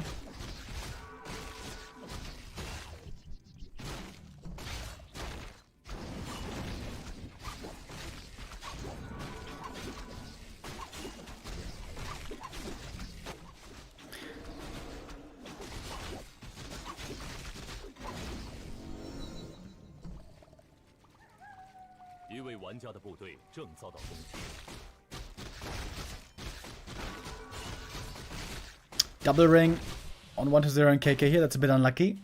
Ideally, they want to have claws, get more damage, especially for the Lich. Oh, and now they're going for the Creep Jack. Colorful Lin trying to go for the consumable here. At the shop, on the big wolf, there's a consumable. But they're sniffing out that something is up. Don't like to expose themselves so much. Thank you, Mr. Chronix. Beginning of September. Wait, that's when I'm on vacation. Dude, I'm missing 2 big tournaments on my vacation. There's Stars War happening. Our tournament for Warcraft 3. And also TI. Man, that is unfortunate timing. Also, unfortunate timing here. The push into the main base. Going for the Acolytes. And a nice staff away. That's gonna cost a few hundred gold here. No narrow tower, quite greedy.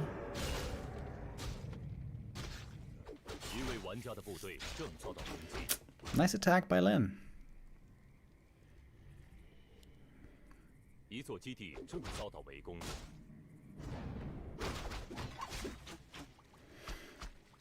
KK though looking a bit underleveled here. Only level 1. Okay items on the blade.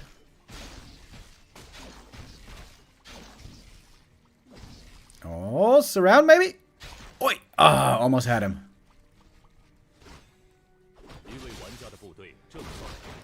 Demon got the item already and it's Rune Bracers. Ooh, baby hallelujah.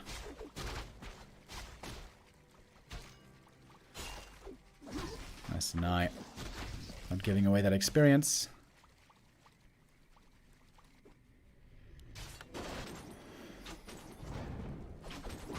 And it seems like Colorful and Lin are again taking control here. Gonna find another kill. Maybe even 2. Big healing for 1-0. Level 3 here, big level up. Demon also needs level 3 very badly. That level 2 mana burn is essential. And we saw earlier how insanely good level 5 is. Question from the chat. Is Orc Elf still the strongest comp in 2v2? It's one of the good ones. But it's not like many years ago when it was by far the best and everyone had to play it. Human Orc is also really good. Undead Orc is also pretty good. I guess Orc just is really good in 2v2, as it seems.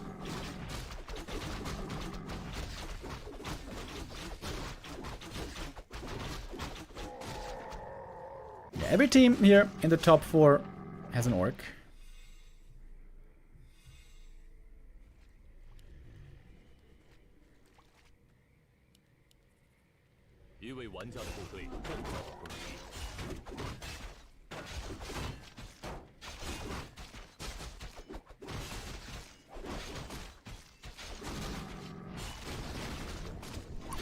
Back to creeping we go. The big red cams have a big item, by the way.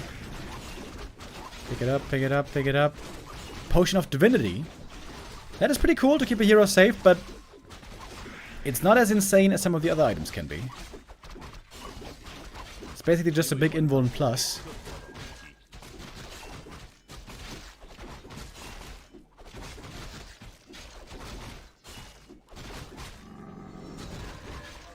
Level 3 blade finally. Rune bracers for him, not that good. Oh, Fuzzy was trying to go for the wolf harass again, but great catch by 120. Finds a surround there, even without an Arab.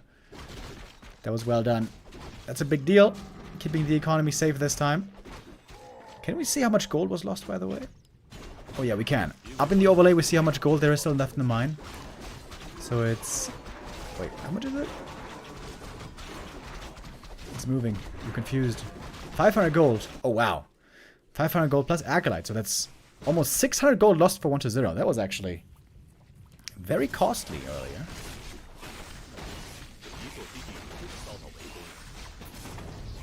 And we see a lot of creeping over here. Rock, Golem, Stone Token. That can be a sick item. That Boulder Toss, very, very strong, if used correctly.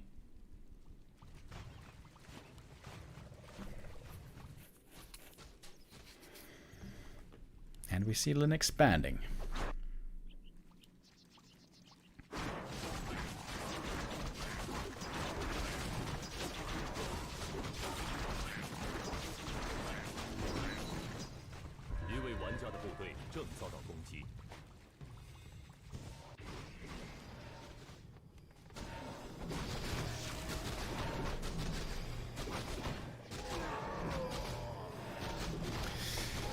Lich again lagging a bit behind the levels. We've seen this also yesterday by 120. Ooh, dude. If the lightning shield and eyes, that would have been painful. Bad riders. Oh, KK is trying to make bats to counter crows. That's pretty cool. There isn't really any counter to bats. Oh, that's smart. That is smart.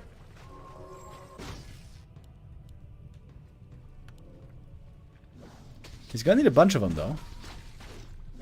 I don't think one or two will be enough. So 120 has only one Fiend. So basically, he leaves all of the anti-air duties to KK. That's quite bold. Lots of trust in his teammate here. And here we have the crows up in the air. Dude, 2 bad riders are not enough.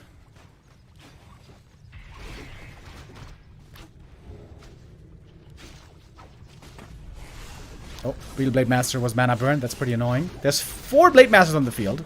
Oh, Coil Nova! Rock Golem! Whee! Almost dying here. Ruined Bracers saving his buttocks. KK has to keep making bats. He can't stop production. He needs these bats to blow up the talons. Oh, I think they didn't realize that there's an expansion, though, for a long time. Only now being scouted. Alright, here's the production. Bats and walkers.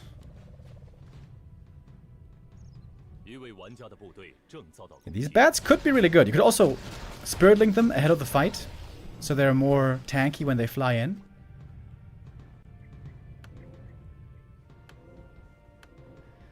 This is going to be quite interesting.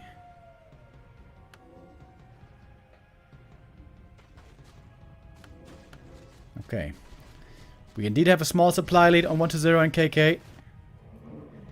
If the bats can blow up all of the crows, I think the Undead Army will have huge potential. We see a Dark Ranger now, by the way. Thank God. That is the better hero for the task.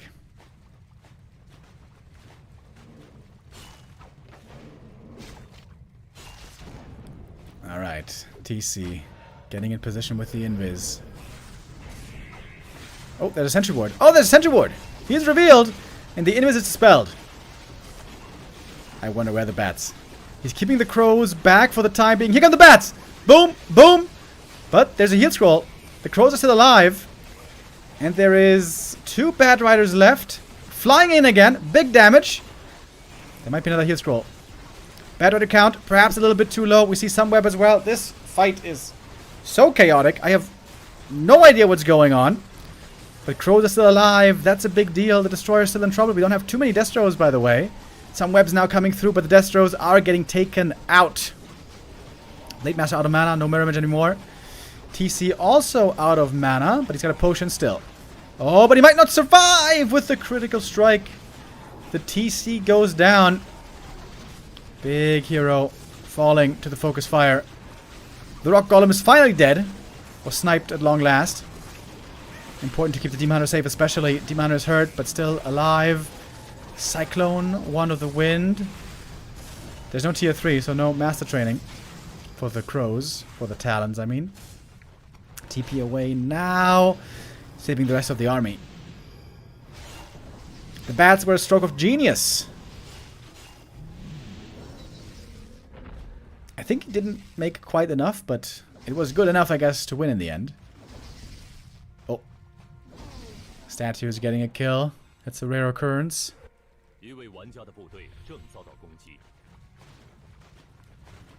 Supply lead still on Colorful and Lin, though.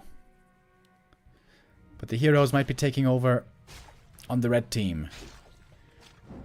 Blade Shadow 4-4. Undead Heroes about to be 4-3-2.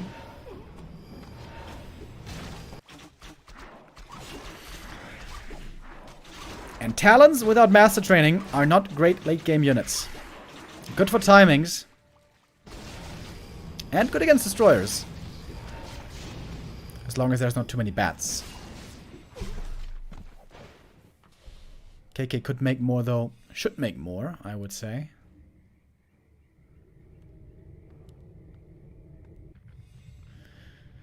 Beyond our little field trip down there.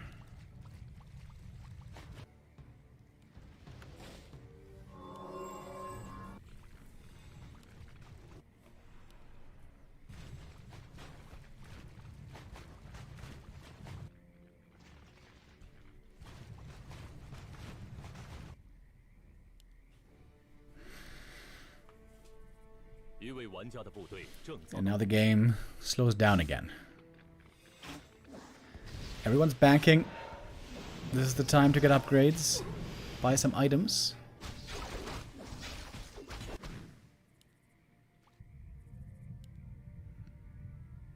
TC about to be level 4. It's going to be a big level up. But no level 5s this time.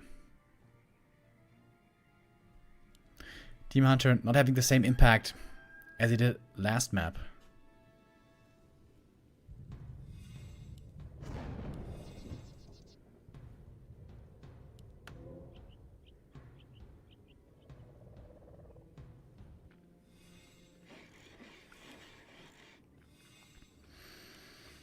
And why not expand with the strong position they have? 1-0 with almost 1,000 gold. You can build a big army here at a moment's notice. And we're going into upkeep. Colorful and Lin trying to force the issue.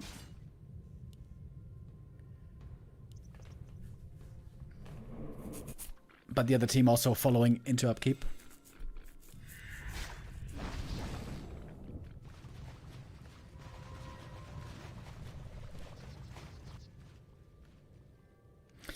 Yeah, I feel like the mass bad riders here are insanely strong.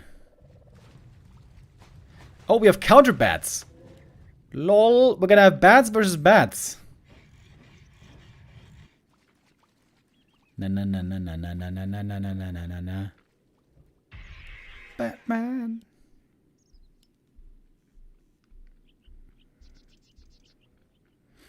Not too many bats by Lin though, as it seems.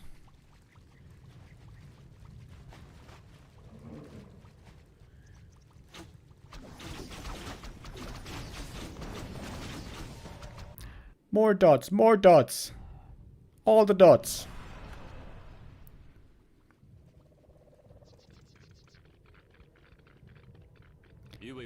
Swipe the whelps. No, swipe the tail. Not swipe the whelps.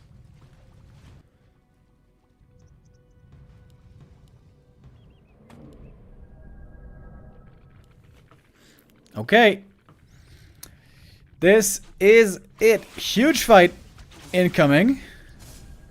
I feel like a lot comes down to how these bats connect.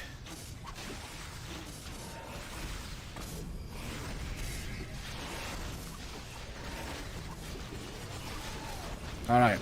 Crows all nicely stacked up. Here come the Bad Riders! Kaboom! But some crows are left. Oh my god. The Blade Master's dead! Oh! Blade died with a big heal potion! This fight is very overwhelming to the viewers, casters, and players, it seems. Blade going down here. We had so much mana still for illusions. Uh-oh. And perhaps there is enough in the tank here to push through. So many archers. So many walkers as well. Demon Hunter in the front line. He can be staffed, I'm sure. He can be healed and staffed back, I'm sure. Storms are looking absolutely sensational. Colorful and Lin are pressing through. TC in trouble now. Running away with the speed scroll, but doesn't make it out. TC is dead. The demon's still alive. Has the Invo potion. Staffing, though, first. Healing up for the Moonwells. He's going to come back. KK lost a ton. Blade Master being rezzed. 80 seconds on the clock. Demon Hunter coming back in. We have level 5 on the Shadow Hunter, but no mana for more heal waves. Oh, Lich in trouble as well. Has to go for the invuln. DK struggling with the positioning, getting burned a lot. Let's get the Health Stone still. Level 4 on the Lich. Has to use the Nova, and he does. Heal potion on the Demon Hunter. Next Speed Scroll. Speed Scroll on both sides. Oh, and catch on the Farseer, and he's dead. Dispel on the Wolves. Demon Hunter, though, level 5 now. More Destroyer is morphed. More Dispel is ready. Demon Hunter ensnared. Coil almost finding its way towards him. But there's an invuln. Workshop being here is absolutely outstanding. Lich, though. Lich, I think, is dead. Spirit Link. Oh, my God. The Spirit Link save. Oh, last second. The Crows, though, still really good. There's not enough bats. I think this whole time there hasn't been enough Bat Riders. Oh, my God. The Demon saved again. Telestaff, though, not ready. He's out of the fight for a long time. Man, such a close fight. He needs a mana potion. He needs heal waves. He needs heal waves. So bad. But mana pots might be out of stock. 1-0 has 1,200 gold. What's going on? Buy everything. Buy every single item. Buy a tiny. Go for a tiny Great Hall Surround. It's a Servant Ward Surround. And that's a kill on the Naga. Oh, man. It might just be enough. And it is just enough. Ooh. It looked like Colorful Lin almost did it. One big mistake here by KK, letting that Blade Master die was... Ooh, that was a big whoopsie. But 1-0 was strong enough to keep them in the fight right there. Good game here. Tidewater Glades going back and forth. And KK and 1-0 are the winners in the end.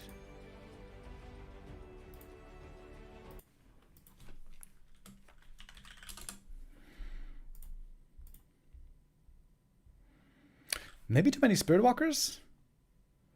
Looked like a bit of a weird army. So many Walkers. Maybe a few more Headhunters. Could have been better. I'm not quite sure.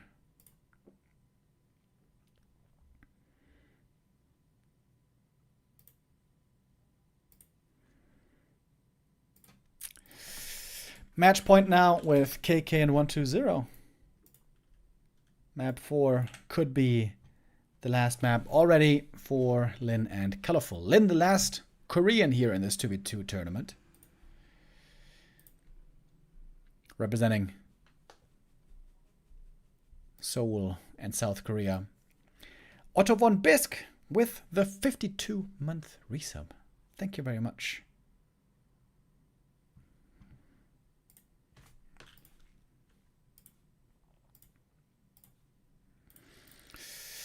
The next map choice again will be Colorful and Lin's, and it's Nullwood, by the way.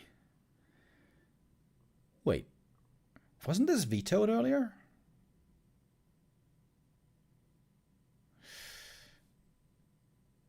I guess it wasn't. Maybe in the first series it was vetoed. How do Lin and Colorful communicate? Well, Lin speaks very good Chinese. He's been living in China for many years. At least for 10 years, I believe. His fiancée is also Chinese. Well, nowadays his wife. Back then it was fiancée. Yeah. Lin speaks very good Chinese and Korean and English. A man with so many talents. The God Gamer. Wasn't able to win one of these 2v2 tournaments yet, though. Lin did make it into the 1v1 top 8. He had a fateful day on the first group stage day where his internet, no, not just his internet, but his power cut out. In the whole building, apparently, the power went out and he couldn't play the whole day and he had to forfeit all of the games in the group stage. Took last place in the group, but then the power was restored and a few days later he played the Ascension stage and there he looked damn smashing. And so he made it into the top 8 for the 1v1. And there is the only orc fighting against the other races.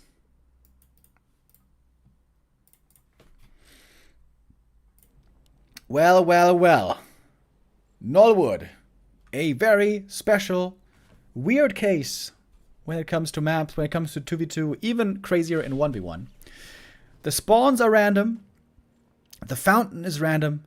The map is not symmetrical. The items are also very weak on this map, with a few exceptions.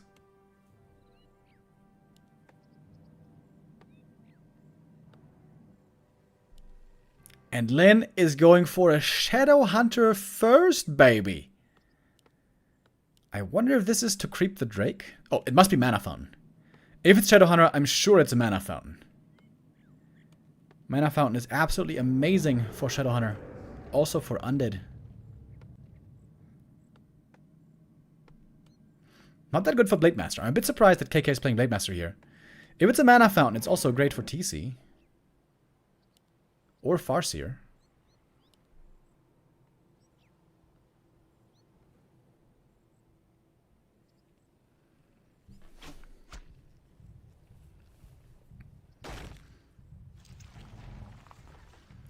Haven't seen Lin bust out the Shadow first in quite a while. Really fascinating that in 2v2 every single orc hero is viable as first hero. For all the other races, it's a different story. All the other races are locked into only one possible choice.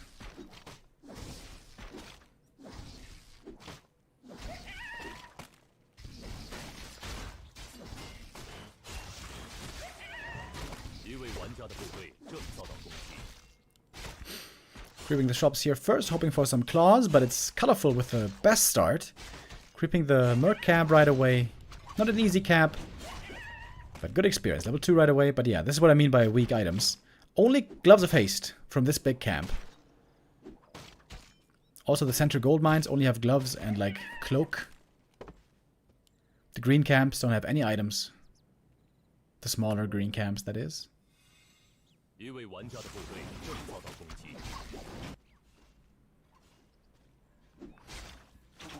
It looks like KK is trying to play Distraction again to create space for 120 to creep up heavily. So level 3 has been achieved already. And it is Hex first on the Shadow, so no Serpent Wards, I guess. We still haven't seen the Fountain, but I'm sure it has to be mana, right? When there's a Shadow Hunter.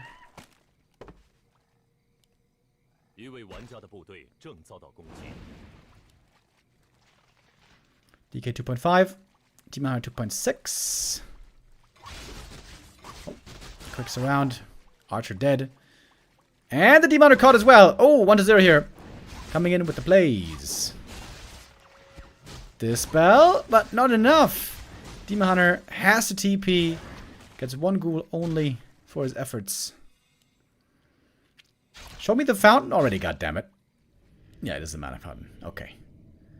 That does make sense. Hex on the blade. Pretty hurt here. Oh, trying to run away from this hexing shadow.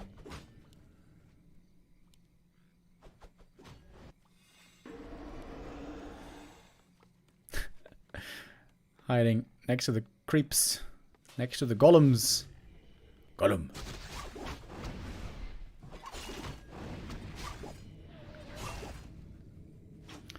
Demon Hunter now with boots and mercenaries. Very strong though. But having no TP is a bit dangerous. If he gets Hex Colnovad later, that could be Spicy.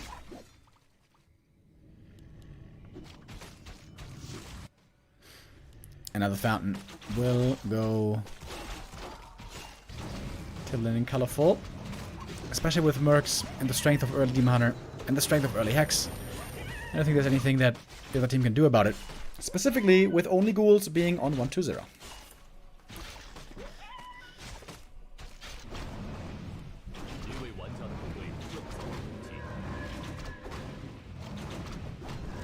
Big experience for the Shadow. Robo the Magi, very nice for him as well. Oh, Creepjack. Inbound. 1-0 sees it with the skeleton, but he's gonna lose something here. DK has a TP. He can't kill them, but force a TP at least. Demon Hunter level 3 already, by the way. That's really good.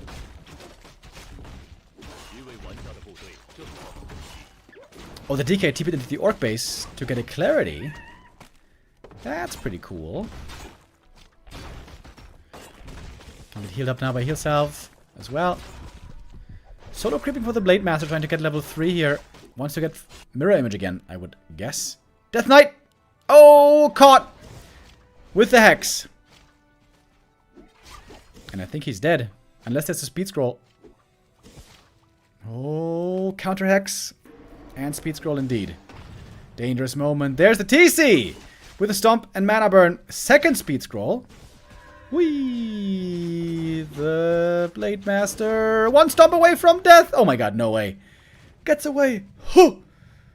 Run, run, run. Oh, that was so scary. Somehow survives. By some miracle. The rings, man. The rings saved him. Stuck in the back of the base. Could get revealed again. They're going for an early push. Much like on Turtle Rock. Before the Undead tier 3 is really ready. Big mana burns. The walkers have absolutely no mana to speak of. No Spirit Link. No Spirit Link here. Such a big deal. The Hex is so strong. Wyvern even. Oh. Yeah, that's pretty good actually. There's not much anti-air.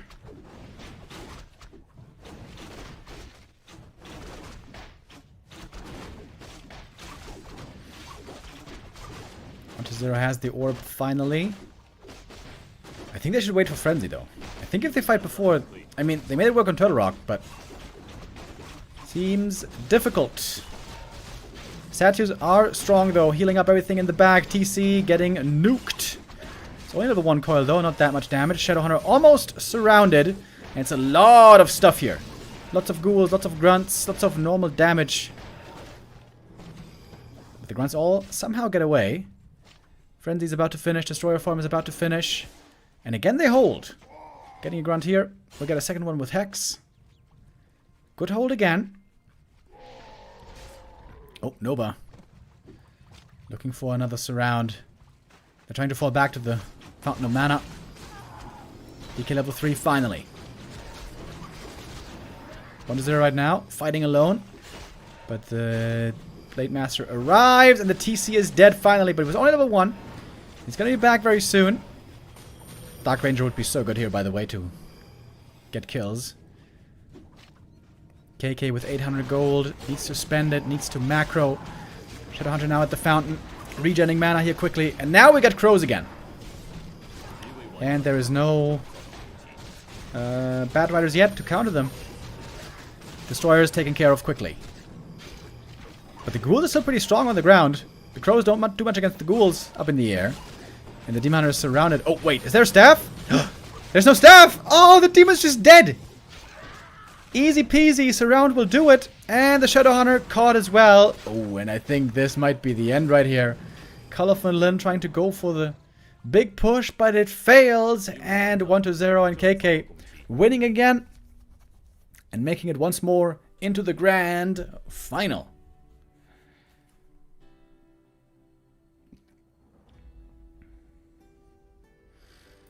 Alright.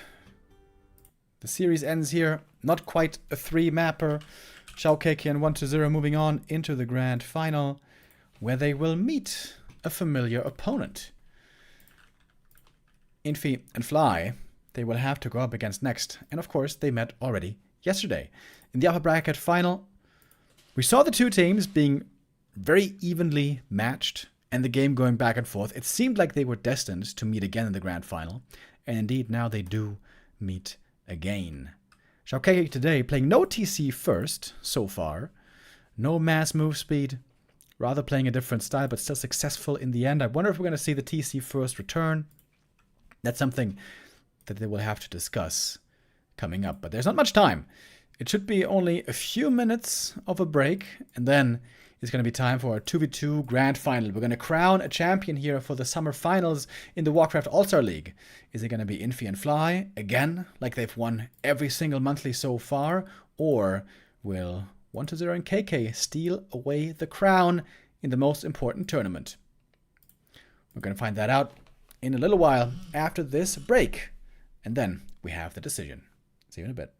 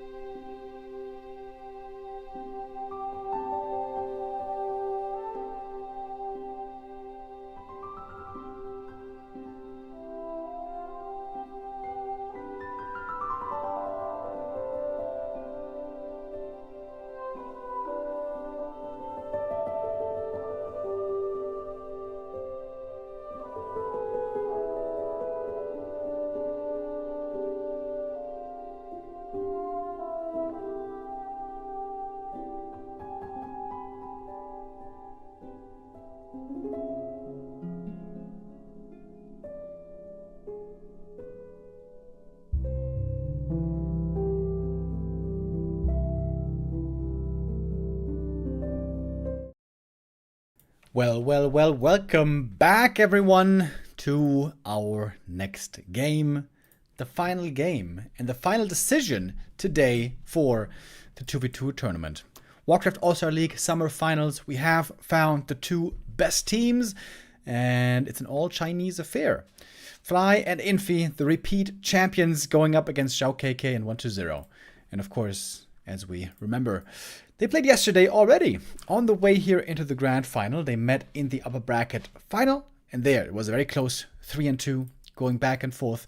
In fact, 1-0 and KK, the somewhat underdogs, took the lead, going up 2-1, but then losing in the end. Now, we'll see what kind of adjustments will be made. Our first map is going to be Twisted Meadows, the old classic. We're going to have Lost Temple, Turtle Rock, Tidewater Glades, and Synergy as our 5 maps. Shadowed Exile and Nullwood have been banned. Infi and Fly banning Nullwood. I wonder why.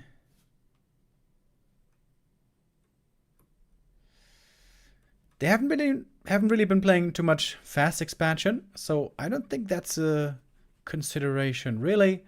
Of course, on Lost Temple, we see Infi expanding. That is just a map too good to pass up for the fast expansion for human. But mainly it's been tier 2 tech, level 3 creeping, and then going for a big decisive timing. And the question will be, is 1-0 strong enough to hold? And will he be strong enough to then carry in the late game? I guess it's going to be the basic story for this series. How long will the game go? Will 1-0 become unbeatable? The longer the game drags out, the stronger the end becomes. With higher tech, with higher levels, with more heroes. Triple hero normally there, expected. And soon we will have our answer. Map 1 is coming up shortly. Of course, today the 2v2 tournament is finishing, but we're going to be back tomorrow. I'm going to be back tomorrow, same time as today, 1 p.m, when the 1v1s kick off. Little sneak peek of what's waiting there for us. We have the top 8 playoffs kicking off tomorrow. Kaho, Dice, 1-0, Lin, Labby, Happy, Sock, and Fortitude. Lots of mirror matches, actually, in the first round. But after that, we have no mirror matches in the following rounds for a little while. How many matches is it tomorrow, by the way? It's going to be 3, I guess. The way this system seems to work here in WL is that if it's best of 5, we only have 3 games per day. And if it's best of 3s, then we have 4 or 5 games per day. I guess it was 4 games. Yeah, it was 4 games actually every day. Unless something unplanned came up. We might have some more exhibition matches. We saw some of those as well to raise awareness for Stars War 11, which is the big tournament that is happening in a little less than 3 weeks. Over the weekend, in 3 weeks, Stars War tournament, big offline tournament happening in China. The first offline tournament in many years after COVID. And this tournament is very important for the Stars War tourney because the top 4 will qualify for Stars War. It might be even more than the top 4, depending on who is in the top 4 already in this tourney, as some players are already invited. Lin, for example, Happy, for example, Moon, for example. Moon, of course, now is out of the running, but the other 2 mentioned certainly are. All right. Off we go. Grand final time for our 2v2 tournament between Fly and Infi and 1-0 and KK.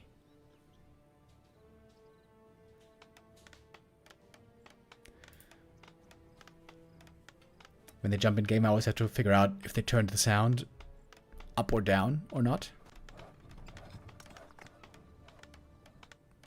It seems a little bit quiet now.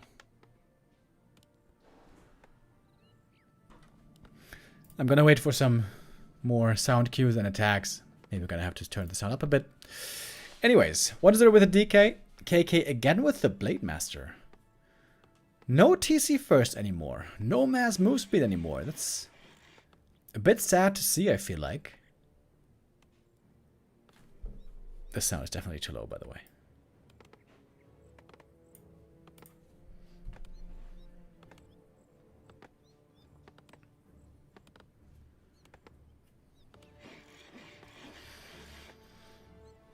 Normally when we see Fly and Infi play together, they have been very, very successful over the last few months.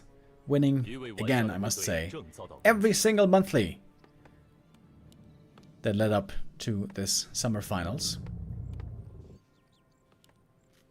And normally with a lot of Archmage creeping, if it's possible. Quick level 2, quick level 3, ideally, if you can manage. Okay, actually now the sound seems a little bit loud. Blade Master's here for the harass. Ooh, if he gets the steal, that would be a 6 start. Oh, and he gets it! And both items. Oh my god. And the Wall of Mana Steal! He could sap away all the mana. Oh, he should do it. He should do it.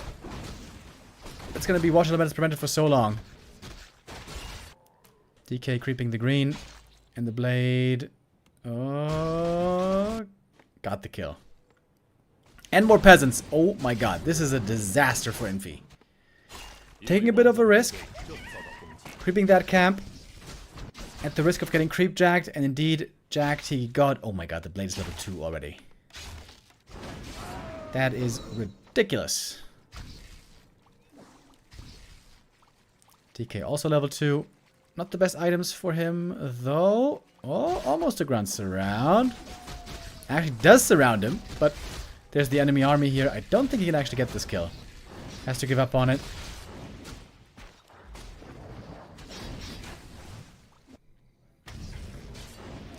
Thankfully, AM got level 2. If he hadn't, this would be even worse. Oh, and now there's going to be a push into 1-0's main base, as it looks. Blade will have to join here. Going to get the tele staff. We got one narrow tower already, though. Second one upgrading.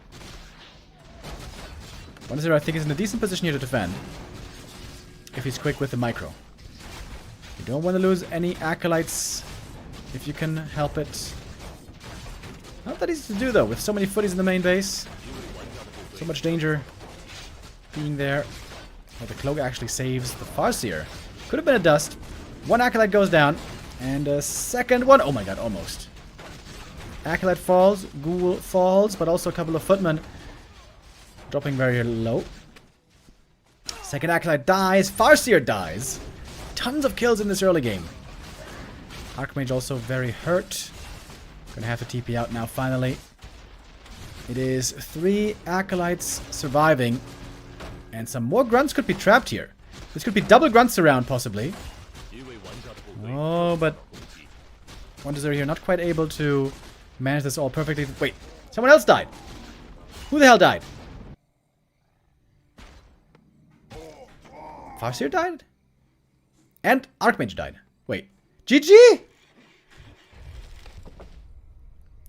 The blade was chasing for kills, I guess. He got the boots. He was out on the map. We didn't quite see it on camera. We do see these two now on camera after a quick first map. KK and 1-0. Punishing the opponent here for greedy creeping and for a dangerous attack. Good defense by 1-0. The double narrow here helped out a lot. And there we have it. 1-0 lead for the supposed underdogs. Same was the case yesterday. They took the first map, then lost the second, then won the third, and went up 2-1 to match point. But in the end, it was Infi and Fly winning by taking the last 2 maps in the upper bracket final.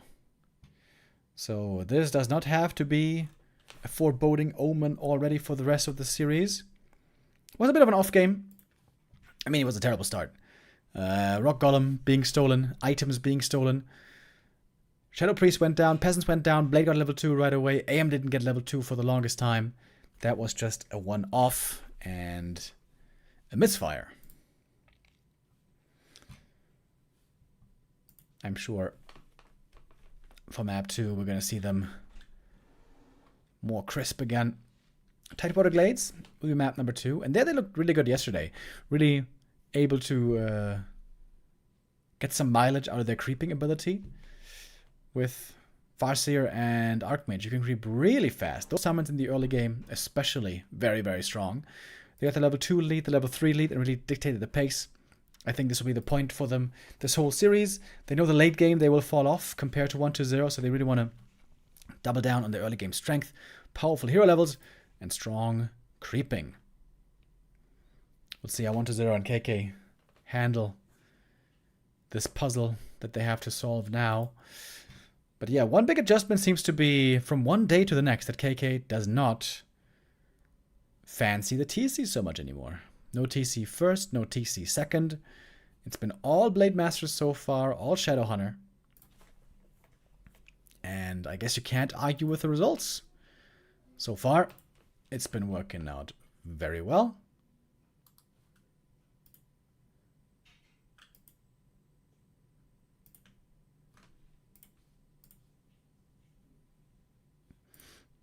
And map number 2 will start in a moment.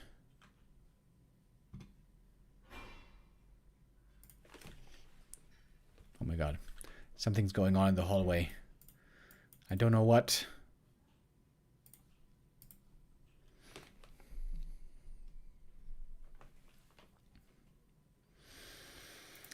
It would be kind of annoying for Infi and Fly if they managed to win every single one of the monthlies, and now in the big tournament, in the big season finals, they would have to give the crown away, but that is a real possibility. Very good start for 1-0 and KK. Seems like in all of these games, or at least in most of these games, they get tested, they get threatened. There's a big push incoming, normally towards KK's base, trying to test if 1-0 is ready or not. Sometimes it fails, sometimes it works. But as you can see from the results, most of the time, KK and 1-0 are able to withstand and then thrive later on. Dukov with the first time Prime sub. Yo, welcome my dog. Thank you.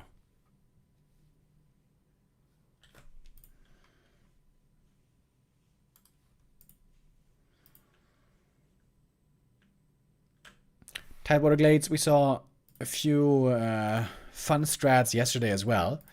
There are some special mercenaries on this map, especially the wolf, the dire wolf with high move speed can be a nice speedy addition in the early game. Are we going to see some of that, or what is the strat going to be? Are we going to see a return of the TC maybe for KK, or has he fully sworn off?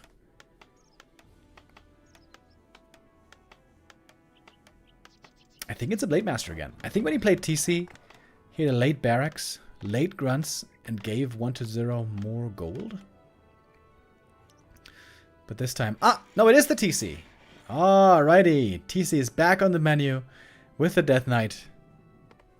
Oh, and Fly with the TC as well. Oh! My. Okay. Double TC action. Lots of move speed. No Farseer, no Wolves. Not as powerful early game as the TC, of course. He will get very strong later on. Especially if he gets level 5. That Stomp is amazing.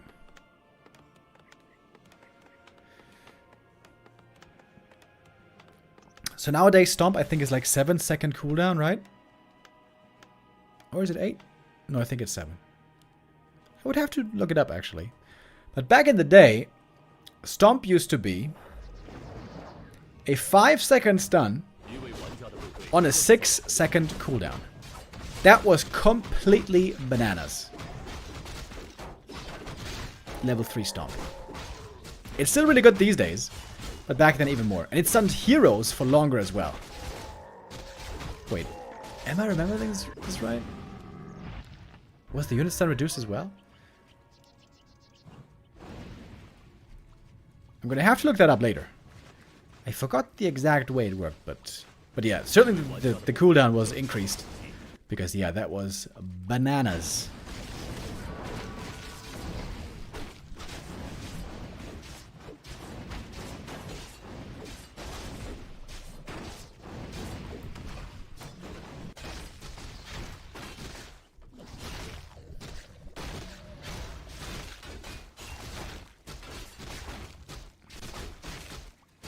Since Fly doesn't have a fast here with wolves, they're a little bit slower out the gate with creeping.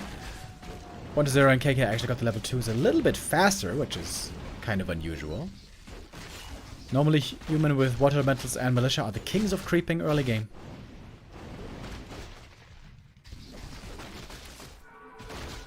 Going for the first big camp already at the gold mine. The rejuve here can make this camp quite difficult sometimes. Wow, that took forever. TC getting solo experience here. AM playing a bit sacrificially, pulling in the next camp though. And we have a lot of creeping here at the start. So it's TC Headhunters on one side versus TC Grunts on the other. I touched on this yesterday already. Grunts normally, in most games, are kind of sluggish units. They're a bit too bulky, they're not very maneuverable. But with double move speed aura, they get very, very speedy and they become a lot more threatening.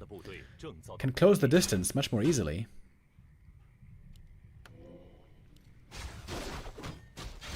Fly will be going tier 3. He'll be going Berserkers. Also can be very strong for the late game. But there is going to be a TC ready against them. Oh. The graveyard, by the way, in a bad position.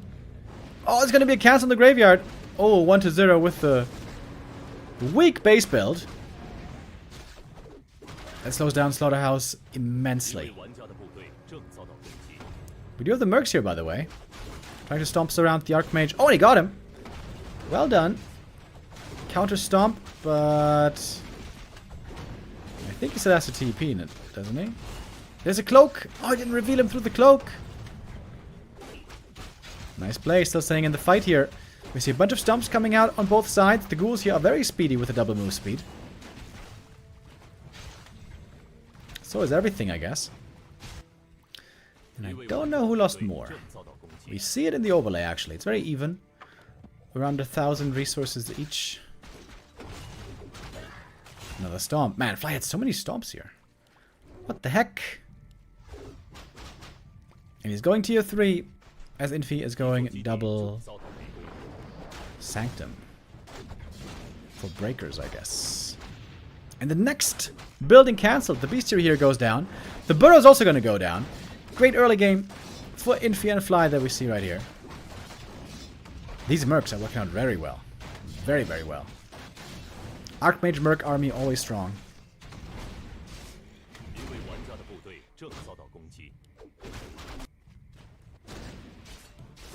And no statues still for a long time. Graveyard only now just finished. Now we can start making a slaughterhouse. Oh, KK and 1-0 in serious trouble here. Another burrow cancelled. Ay, ay, ay. This is rough, baby. Oh my god, so get this burrow as well. There's so much repair. TC's here with the stomp, should be fine. If you can call that fine. Ooh. One head on her dies at the creeps, but more experience. Almost level 4 already for Fly. Great, great early game for the champs. And now we get the Pally with the Holy Light. Holy Light on TC, absolutely insane. Especially when it's level 2 or 3 Holy Light. Paladin, an amazing hero late game if you get the levels.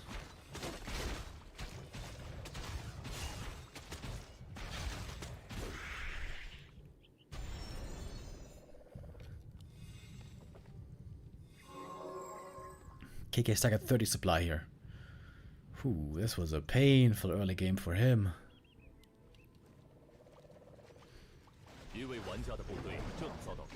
And if he's threatening more.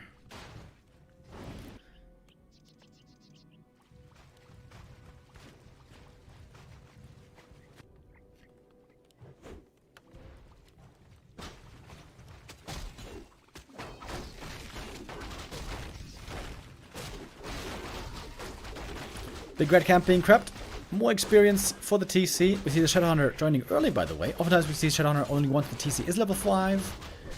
But now earlier, he will also be able to provide more, especially once he gets level 3. And now we got Berserker upgrade.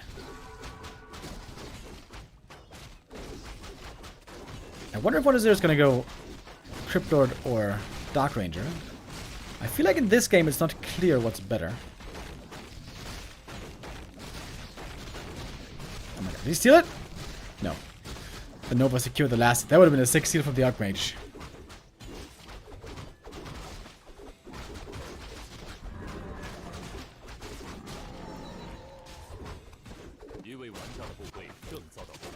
And looks like Fly and Infi are creeping way more, leveling way more.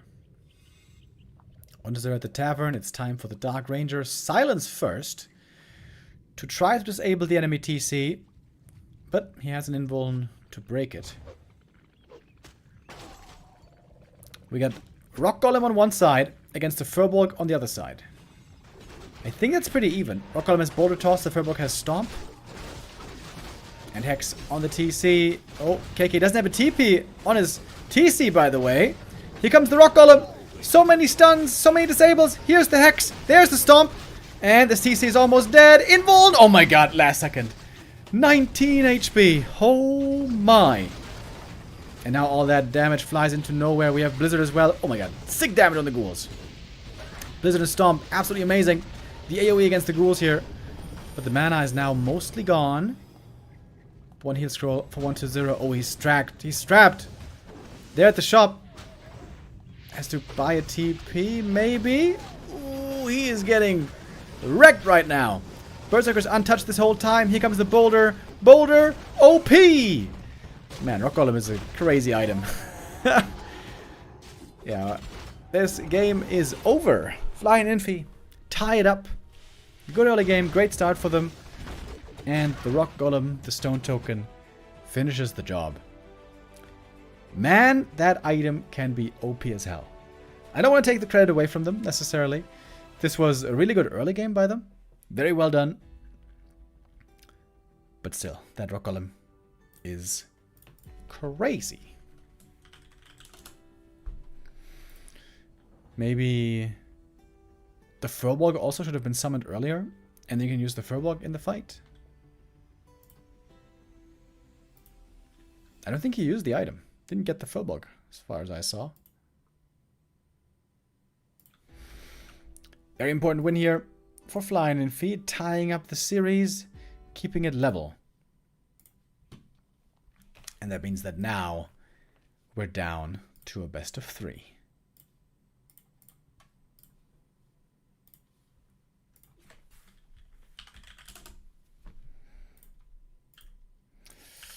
These two teams indeed are looking very evenly matched. Map number 3 will be the choice of KK and 1-0. And one of their favorites, it seems, is Synergy. And, oh, we are already good to go. Off we are for map number 3. Ah, this is the level 6 Furbolg with only Fairy Fire and no Stomp. Oh yeah, you're right. Ah yeah, I got that confused. The other Furbolg, the Stomp Furbolg is on Lost Temple. Yeah, you're right. Yeah, that makes that Furbolg way less good. And the Stone Token even more insane.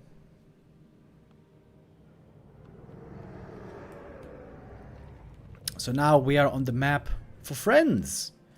Synergy with the two bases next to each other. With 1-0 going for a Fiend build this time. Tet Fiend opening TC again on Fly. Blade Master now for KK.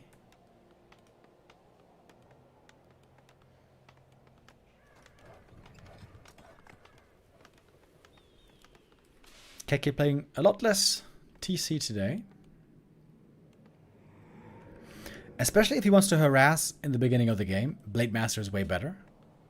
Also scales well into the late game. I would argue though that a TC first scales better in 2v2 than a Blade first.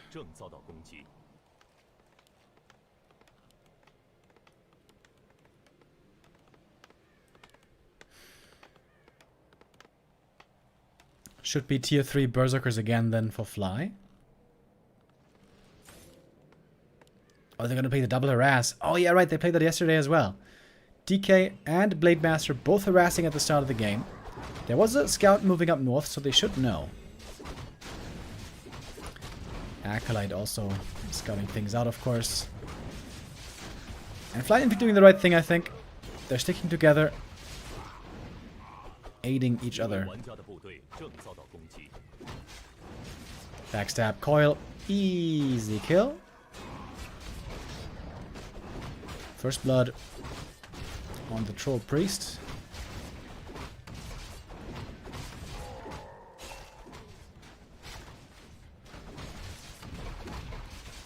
Oh, nicely timed coil. More experience to 1-0. Would love to get that water elemental as well. But good micro. I'm not giving away the kill too easily.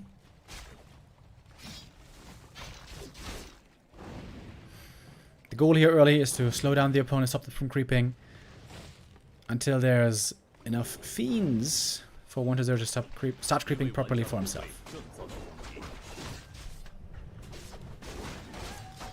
Blade has the backstab. Ready. And lined up. Oh, one headhunter in trouble now. The grunt comes in to join as well. DK micro a little tiny bit off. Missing some attacks. One peasant in the main base died as well. Good harass, I would say. Looking like quite the good harass indeed. Blade was hurt, but healing up now. The DK has one coil left. Would love to steal. Another last hit here. And gets it. Now he's out of mana. Now there's not too much he can do. Might be a good time now to retreat. Start creeping with his own fiends. Wait. Is he not making fiends?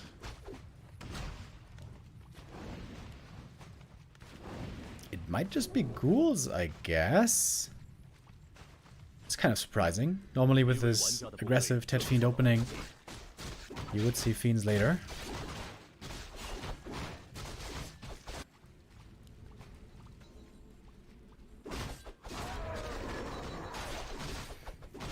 Each team gonna get one shop. Nice and fair. Oh man, Archmage stuck on level 1 for a long, long time. Buying boots for the TC, I would think. Not that good for him.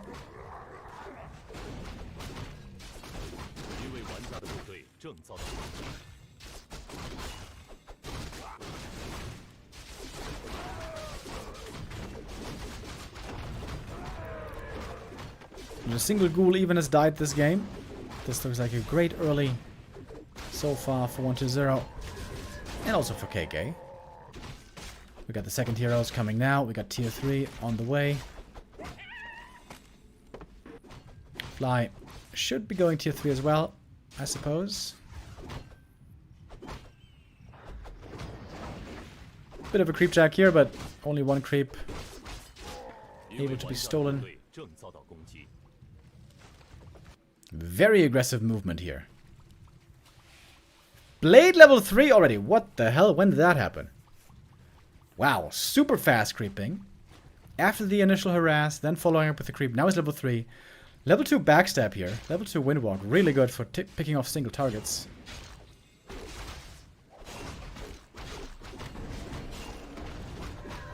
Stomp to start the blade down, but he's pretty tanky here. I think KK is a bit overly cautious. Could have killed at least one headhunter here pretty easily.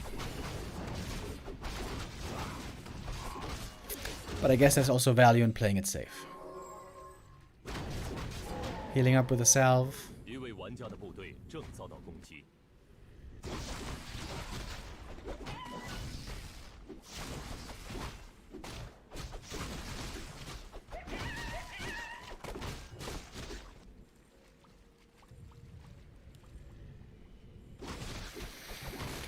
TC level 3 is a big step. And much needed. Oh, Late Master though is here. Ready for the steal. 一位玩家的部队正遭到攻击。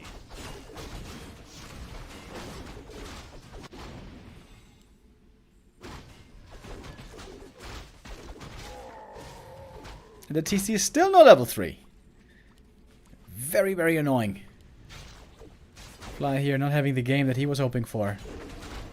Really nice play. And I criticized 1-0 yesterday for not creeping enough. This time, he's creeping with the Lich. This time, he's not just harassing only. He's getting the levels. Level 3 Lich is going to be a big boon once he upgrades it. And if he gets even higher than that, 一位玩家的部队 gets even better. 遭到攻击。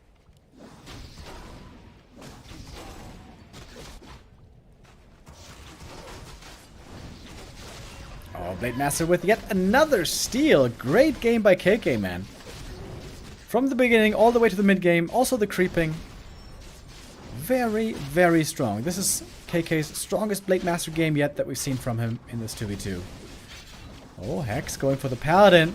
Trying to take out the healer early. Blade Master is kind of exposed here, but there's Spirit Link. There's Heal to save him. There's Coil Nova as well. And this game might be over already, to be honest. Well, I shouldn't say that. It's too early to call it, but this is a perfect early game. This is an insanely good early game and mid game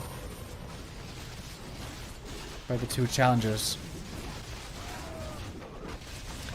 Getting the full camp here as well. TC finally got level 3. That was a big stomp.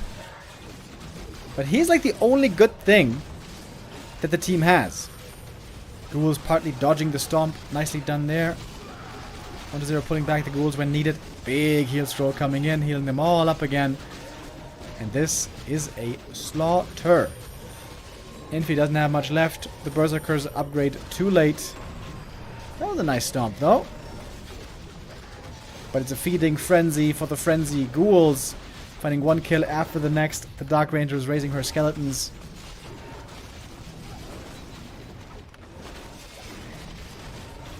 And there's more level ups around the corner. Again, nice dodges with the ghouls. If you want to play on a really high level against TC, you have to run in, bait the stomp, and then run away, minimizing the impact of stomp. TC now in trouble himself and goes down. Backstab, Coil Nova, Hex.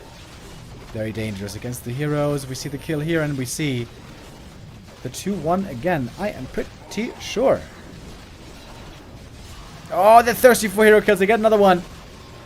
This is the nightmare for all the undead whiners, meaning people who whine about undead. Coil Nova, GG. GG indeed.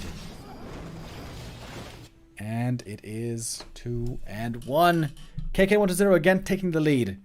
Here, they also got yesterday. Can they now improve on their previous performance? Can they win this grand final? Or is Infi and Fly, are they going to make it back? Can they get the 2 map win? Map wins needed towards the end here.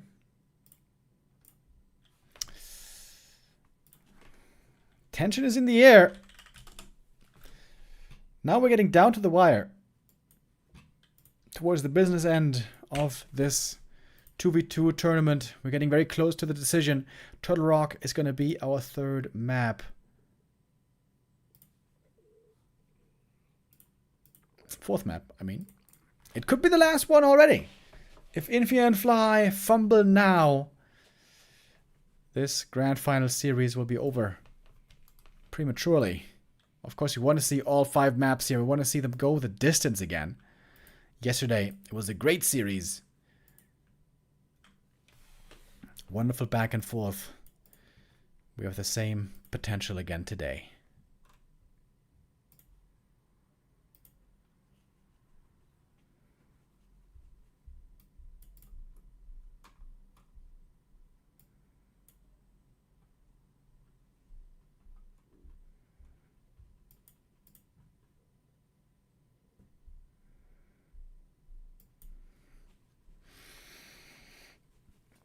So, Turtle Rock for 4th map. We've seen that this can be difficult for Undead when the push comes early before tier 3 is ready, and the map just in general being pretty small in 2v2. Not so many creeps available. But we've also seen many games where 1-0 and KK thrive here. Seems to be a bit of a specialty map for them as well.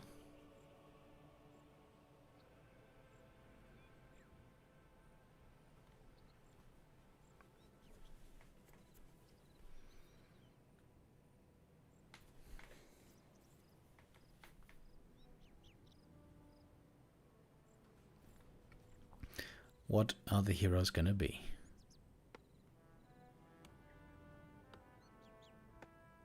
Farseer this time? Yes. Makes sense on this map, where there's gonna be so much pressure early, most likely. Having the tempo advantage, having the summon advantage in early attacks and early skirmishes, really good. Especially when you team up, both are benefiting from that brilliance aura. Creep up early, get level 3, get control of the map, get some heal scrolls, and then go for the push. That, I think, roughly, should be the game plan.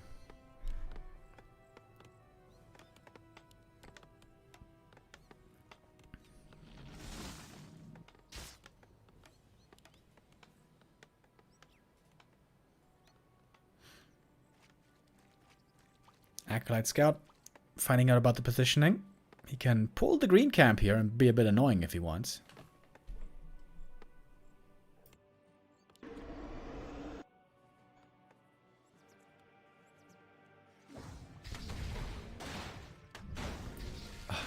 Dude, there's a sneeze stuck in my nose. Oh, it won't come out. I hate that feeling, dude. It's the worst. God damn it. Oh, look at the Acolyte. Putting out the other orange camp. Slowing down the Archmage here a little bit more. By the way, it looks like 1-0 is not playing any ghoul openings anymore, right? Excuse me, no fiend openings, I mean. Playing ghoul openings now every time.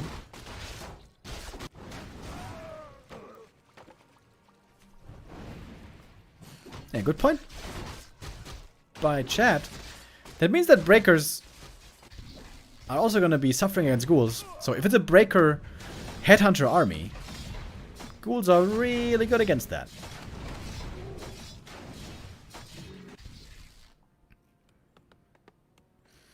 Right now, that is what it's looking like.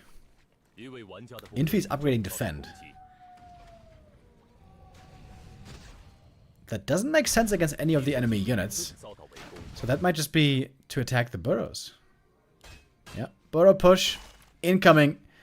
1-0 and KK spotted early. Wait.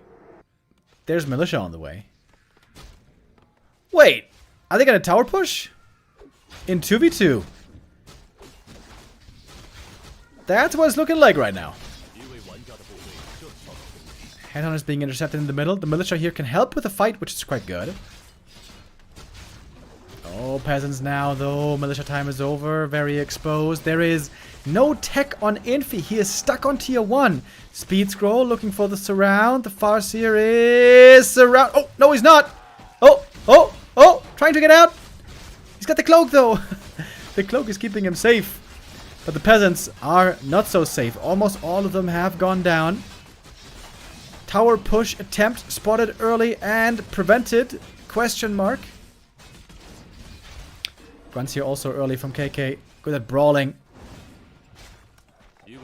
Next round of militia. The B squad is coming in. Farseer about to get level 2 as well. 2.2 on the other heroes. Grunts are now very hurt for KK. There is perhaps a way to make this tower push work. If these peasants can finally get to work.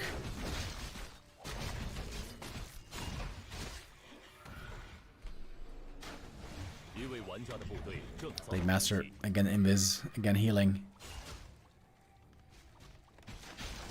Archmage also made a shop earlier, so he's healing as well with the Regen Scroll, with the Clarity. That's nice.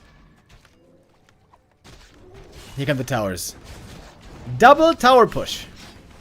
Orc towers and human towers. Let's go. Vintage Infi. He was known for tower bursts in the past. He was a big menace with that. Oh, but now we got Dark Ranger. Ooh, Dark Ranger is really good here. That could be a lot of skeletons being raised very soon. Naga second. Dark Ranger almost surrounded. Ooh, it's a close affair. Blade Master almost dead here. Oh, he's revealed! And he is not quite dead. Chain Lightning doesn't get the kill. The mana potion, the heal potion, I mean, was just in time. Mana potion on the Death Knight as well. The tower is up. A hero is dead. It is the Dark Ranger. And we got tower standing. We got defend footies. Oh, this might be working, guys. This might just be working. KK going for the Shadow Hunter. I think he should have gone for the Panda way earlier. Go to the tavern and get the Panda. This Shadow Hunter is not coming out. No way. Oh, it looked like they almost held it. But I guess they did not. 1-0 is on the way to tier 3. This orc base, though, is boned.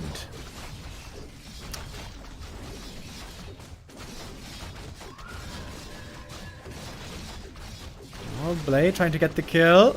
Oh, does get the kill. Okay, that's nice, but... well, it's not really a fair trade. Hero for a main base. Because this orc base is out of commission.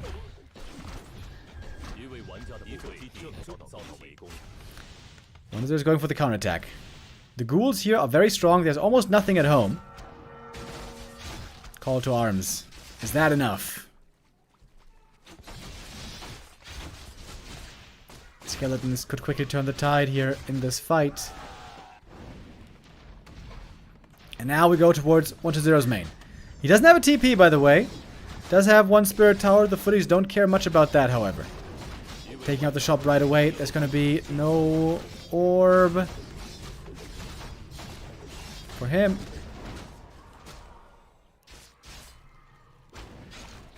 $12 supply only. Oh my god, there's children screaming in the hallway. I think you guys can hear it. Lich third. Slowly being trained. Seems like that should be enough, though. 1-0 will literally have to play 1 versus 2.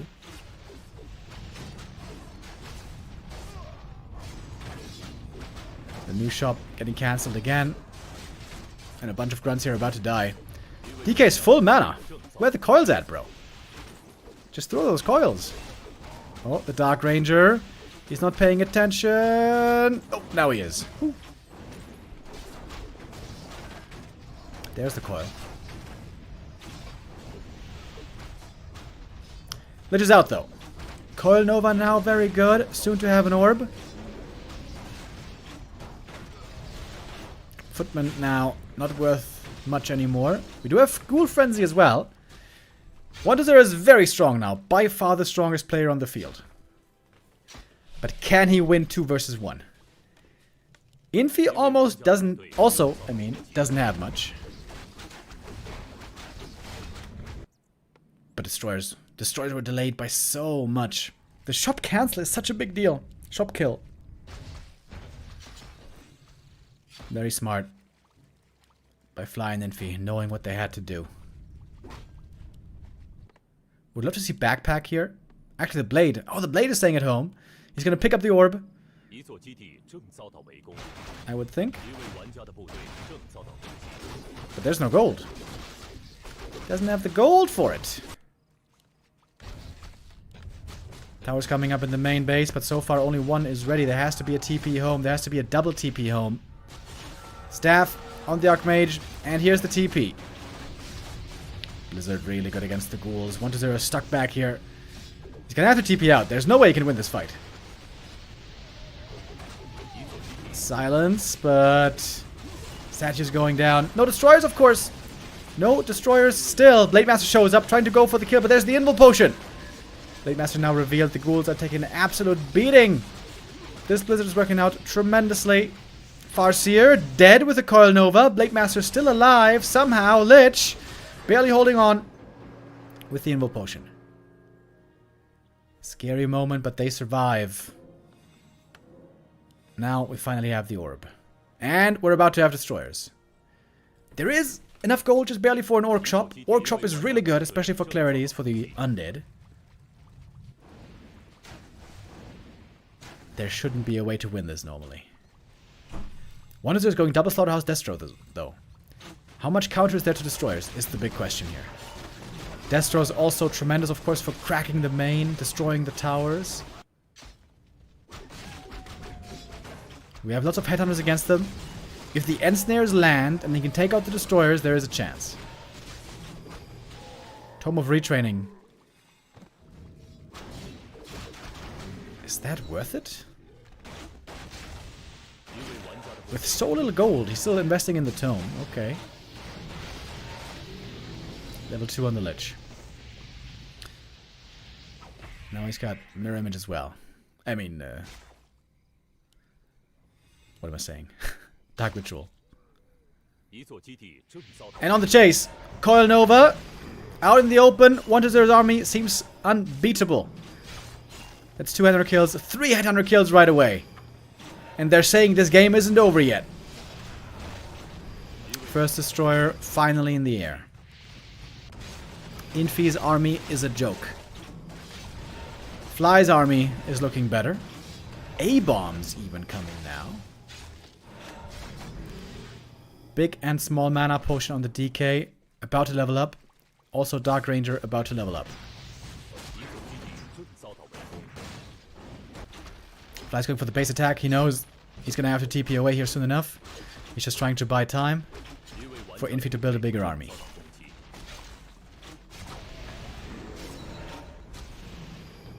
Would love to see 1-0 buy some clarities from the Orc Shop. Very much worth the money normally. 1-0's army, if he gets to like 70 supply, is going to be insanely good against the enemy army. But of course, Fly and Infi are mining from 2 bases this whole time. 1-0's next Ziggurat is very late. That might be a mistake. Not getting ready for 60 supply for a long while. They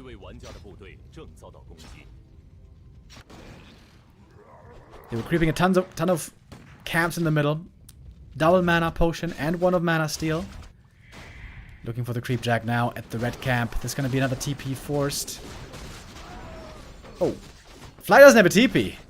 Uh-oh. That is pretty dangerous. Having to run Dark Ranger though. Out of position. Dark Ranger, a killable target. Silence. Chain Lightning. Oh, the coil is just in time. Chain Lightning by Fly a bit too late. I think he might have been too low on mana. And it's still an absolute massacre. The late game undead is taking over so hard. More and more kills. And more mana also still on the undead side thanks to the mana potions. Dark Ranger can again be healed. 4-3-2 levels, about to be 4-3-3. And now these towers don't matter anymore. Oh, Infi has to run away here as well, has to abandon the camp. More kills. Pally, can he be saved? Invuln? Can. The next camp goes to 1-0. Finally, the stronghold is taken out and the Pally's taken out. Another mana potion. What the hell? Triple big mana and 1 of mana steal. The undead dream. And I think they might be winning this tournament on 1 base. 1-2-0, the Giga hard carry.